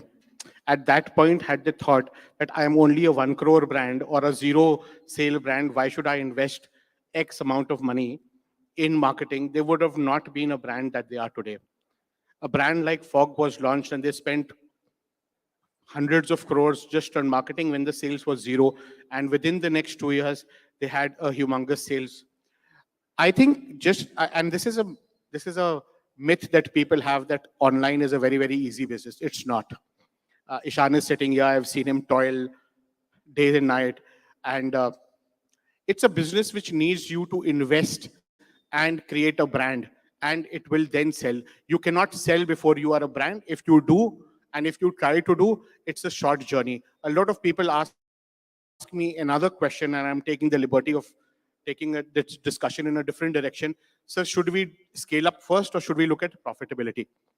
If you are looking at profitability on day one, please don't be online, because you will not be. If you are profitable, your scale will never grow.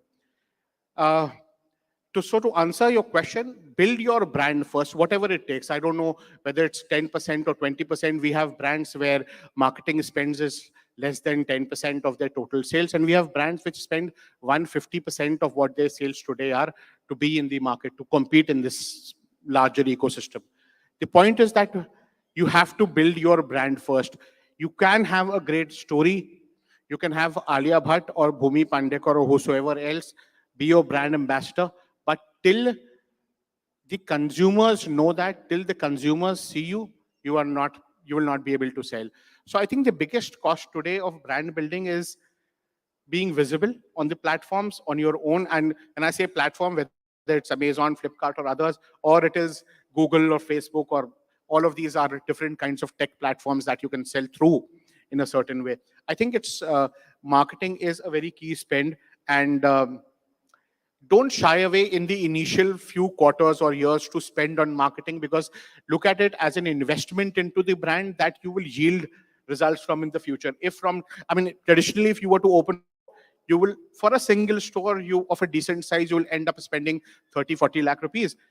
Then you will think whether is this shop working or not working. Look at the online business just like that. That amount of money you're spending on customer acquisition, on getting your product samples, on sampled, making your consumers test out your products. So spend as much as the capability you have. Spend a little more than what you're capable of. That will give you results in the long run. So given that we're running short on time, and let me ask you this question, actually two questions, and you can keep your answers brief. There's a lot of talk amongst D2C players at how many SKUs should I invest in, right? And many of them have a number of products, number of SKUs. The inventory is difficult to manage, and you only have a couple of hero SKUs or products, which really you would know more about because you deliver those products, right? So the question is in two parts. One is, should you have a limited selection to start with?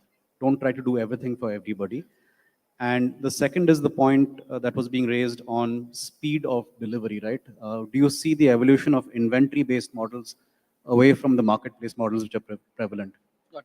So the answer about SKU is different when you see the different segment. Let's say in the apparel, you can stick to one or two elements, but when you are going to the FMCG and the food, you need to have multiple product. Obviously, one or two or three products can be a hero to your kitty, but for a visibility perspective, you need to have multiple SKU initially to test the market. Or you do your discovery first and you identify, yes, this product is working well, then you can stick to one or two product. But initially, to start with it, you need to have multiple products or the SKU, I would say. And with respect to inventory-based approach, yes, the initially, once you are testing the market, when you are evaluating it, you need to have an inventory, but your inventory has to stay nearer to the consumer. Because as fast as it delivered, like everybody or every D2C owner wanted to have an Amazon kind of experience कि मेरी portal में अगर सुबह 9 बजे order आया मेरे को शाम को 7 बजे पहुंचाना. For that you need to be nearer to them. Consumer आपके पास नहीं आ रहा, आप consumer के पास जाओ.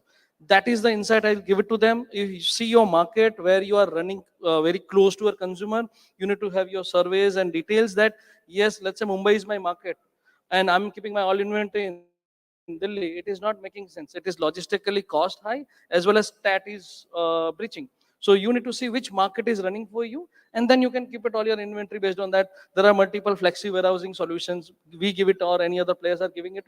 You should optimize that for best of your capabilities to avoid your capex on the inventory. You can keep limited inventory at all the stage, and then you can start evaluating that what works for you well. Thanks. Last question, maybe to Ishan. I don't think any panel discussion of this nature can conclude without a discussion on this funding winter, right? And we are all playing a bit of a scare game out here. So I work with a lot of investors and private equity funds. there is a bit of a slowdown, I mean, quite a bit of slowdown. And there's also an emphasis on profitability, right? Time to profit, reduce your CAC, on those kind of elements. Is that going to be one of the inhibitors for the growth in the market? Because a number of startups are going to say that, look, I need to spend upfront, right? So the path to profit is maybe 3-5 years away. From your business and your experience perspective, if you can talk a little bit about funding. So yeah, everybody is telling us we are not going to get funds in coming time because the times are really tough. We've just raised pre-series A, and in span of 12 months, I've raised 2 rounds. And what I feel is one thing every investor now knows is because they've invested in several businesses, several models, several products in several categories. Now they know where to invest, and that is the reason majority of people are not getting invested, because now you can't tell investor a story. They know what ROAS is, they know what CAC is, they know what RTOs are, they know everything about it, because I've met so many investors who have been in this, who have invested in similar business model from last 7 years, and they know their exits and they know what's happening. So that is one of the reasons that I feel is the reason of slowdown, at least in D2C sector, is what I feel. And if you still have a great product, and if you still have a great run rate, and if you're still growing, I don't see a challenge why you should not get funded. It's the quality of a company, it's the quality of the founders, the ability of people to execute, and a differentiated product. We can no longer sell the same product from one manufacturer being labeled into different companies and expect that every investor will invest in us. That's just not going to happen. So now it's time for every founder to start looking at a differentiating products, which also sir said. And I think if you have everything right, the funding is going to happen. It's not going to slow down for anything. It's the quality of the companies that matters. Thanks. I think we're just out of time. We just have a couple of questions from the audience. Maybe you can address those. So let me open it up to the audience. If you have any questions, please mention who you'd like to ask the question to, and then we can redirect. Is there a mic that we can? Ankita, there are few people asking questions. Can you get the mic to them from them, please? Take maybe 1 or 2 questions depending on time. ठीक है इसमें ना नहीं मैं ये दे दूँ हाथ पे दे दूँगा कितनी Hi. We were just talking about the marketing expenses and how much one should spend in digital marketing. So see, thinking like there is no limit to marketing is one thing if you're funded or if there are enough funds. But for brands or for businesses who have just started as a bootstrap business, they're affording even an agency is a much larger task. So first getting that agency on board and paying them a retainer of let's just say 50K, 1 lakh a month, and then onto that you're spending on different platforms. So there is no limit, I completely understand, but there should be some kind of way for these businesses to at least start their journey, reach at a level where they also feel confident that, okay, now if I spend maybe let's just say 10 lakhs a month, it should reap me some kind of success. So what suggestions you have for businesses who have just started their bootstrap, do not have such marketing spends to do? So like, do they start even doing that, or is it like start building it organically till you reach that point when you have enough funds to go all in? Can I answer this? 30 seconds each. Yeah, very quickly. This is my same story. I started up, I didn't know what to do. Trust me, I put my money on Facebook, Instagram, and that worked for us. There is no other platform. I mean, if you ask anybody, if you go to Amazon, it doesn't work like that. There are algorithms, there is no way to break through at an early stage. So only platform that you could actually invest money and still think of some kind of a return coming in is Facebook. I don't think so Google works or has a scale or it works after some time. But if you're starting up, save every single penny, spend only on Facebook, and let's make Mark Zuckerberg rich. We don't know about us. Thanks. Facebook, Insta. 30 seconds, Pakar. Unfortunately, that is the cost, the entry. So I would put it like that that's the entry barrier to business. Otherwise, all of us will do something and zero sum pe start kar lo. वो है नहीं. The second point is that uh, Facebook is good, but it also depends on the kind of product. Ishan and I work together, so I can say he has a very differentiated product. So Facebook works. There are multiple brands that we start on Facebook and they don't work. First, look at the product that you have. Every product will have a right channel. If you have a very Me Too product, uh, unfortunately, there is no way that without spending a huge amount of money that you can break the ice. If you have a product which is unique, going to the customer on Facebook, on Google, whatever works for you is the best way. The customer can try out the product and then buy through your website or through the marketplaces. But first, look at the product. As I said, Me Too products today, you need to spend a whole lot of money to be anywhere. Thanks, Bakar. We have time for one more question, maybe. Gentleman in the yellow shirt. So lunch. Last question, and I promise 30 seconds to a minute. Okay. My question is very much a follow-up of exactly what you've been discussing so far. Sorry, if you could just be a little more loud. I said that my question is a follow-up of exactly what you've been discussing so far. I want to know, can you fix a percentage, allocate a percentage to the amount of advertising spent a guy should do? Say, for example, if you have plans of reaching a turnover of 1 crore, so can Mr. Naqvi give us an idea as to by 20% करें, 30% allocate करें ताकि आदमी plan कर ले? Sir, so let me maybe direct that to Vipul. It's probably more relevant to you at an early stage. What should you spend? Percentage, absolute amount? नहीं कर सकते जी. आपको टेस्ट करना पड़ेगा. Depends on what your product is. हो सकता है आपके प्रोडक्ट पे 10% ही काफी है. हो सकता है 100% भी काफी नहीं है. Apparel पे? So can I give a 15 seconds cut to cut I'm answer? not getting stares. What category are you into? Apparel. A minimum spend of 30% of sales you should budget. This is the bell curve. You could go to 5%, you can still be at 75%, but budget between a ROAS of 3 to start off with. That's a good ROAS to work with. Test out strategies. There could be a chance where you go to a ROAS of 5, 5.5, 6, even 8. There could be ROAS of 3 may not work for you. So depending on the product, at least from a beginning point of view, budget a ROAS of 3, which is a ACOS of 33%. Thank you. Thanks, Bakar. I think we're just out of time. We stand between you and lunch. So I want to thank my panelists and we'll look for the panel. Thank you so much, panelists, for such a great and insightful panel. Now, Swish would like to give a token from their end to all of the speakers.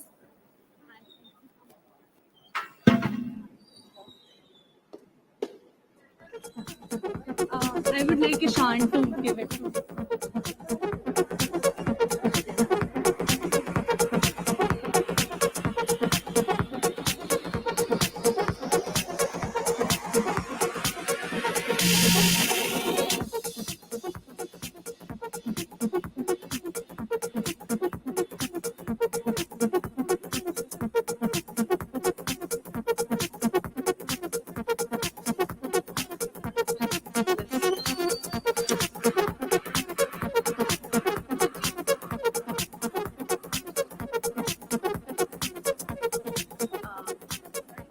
And I would like Bakar sir to give a token from Upriver as well. That's great. Ishan.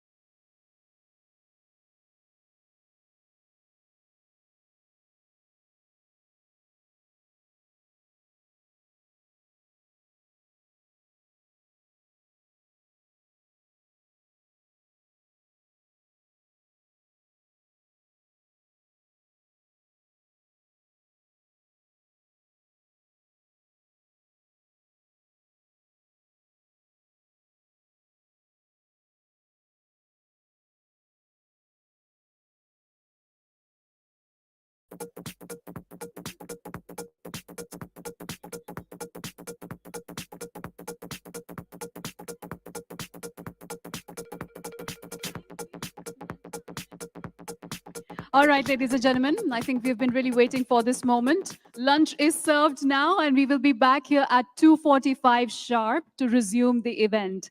We are back at 2:45 for the further proceedings of this day. Thank you so much. See you again.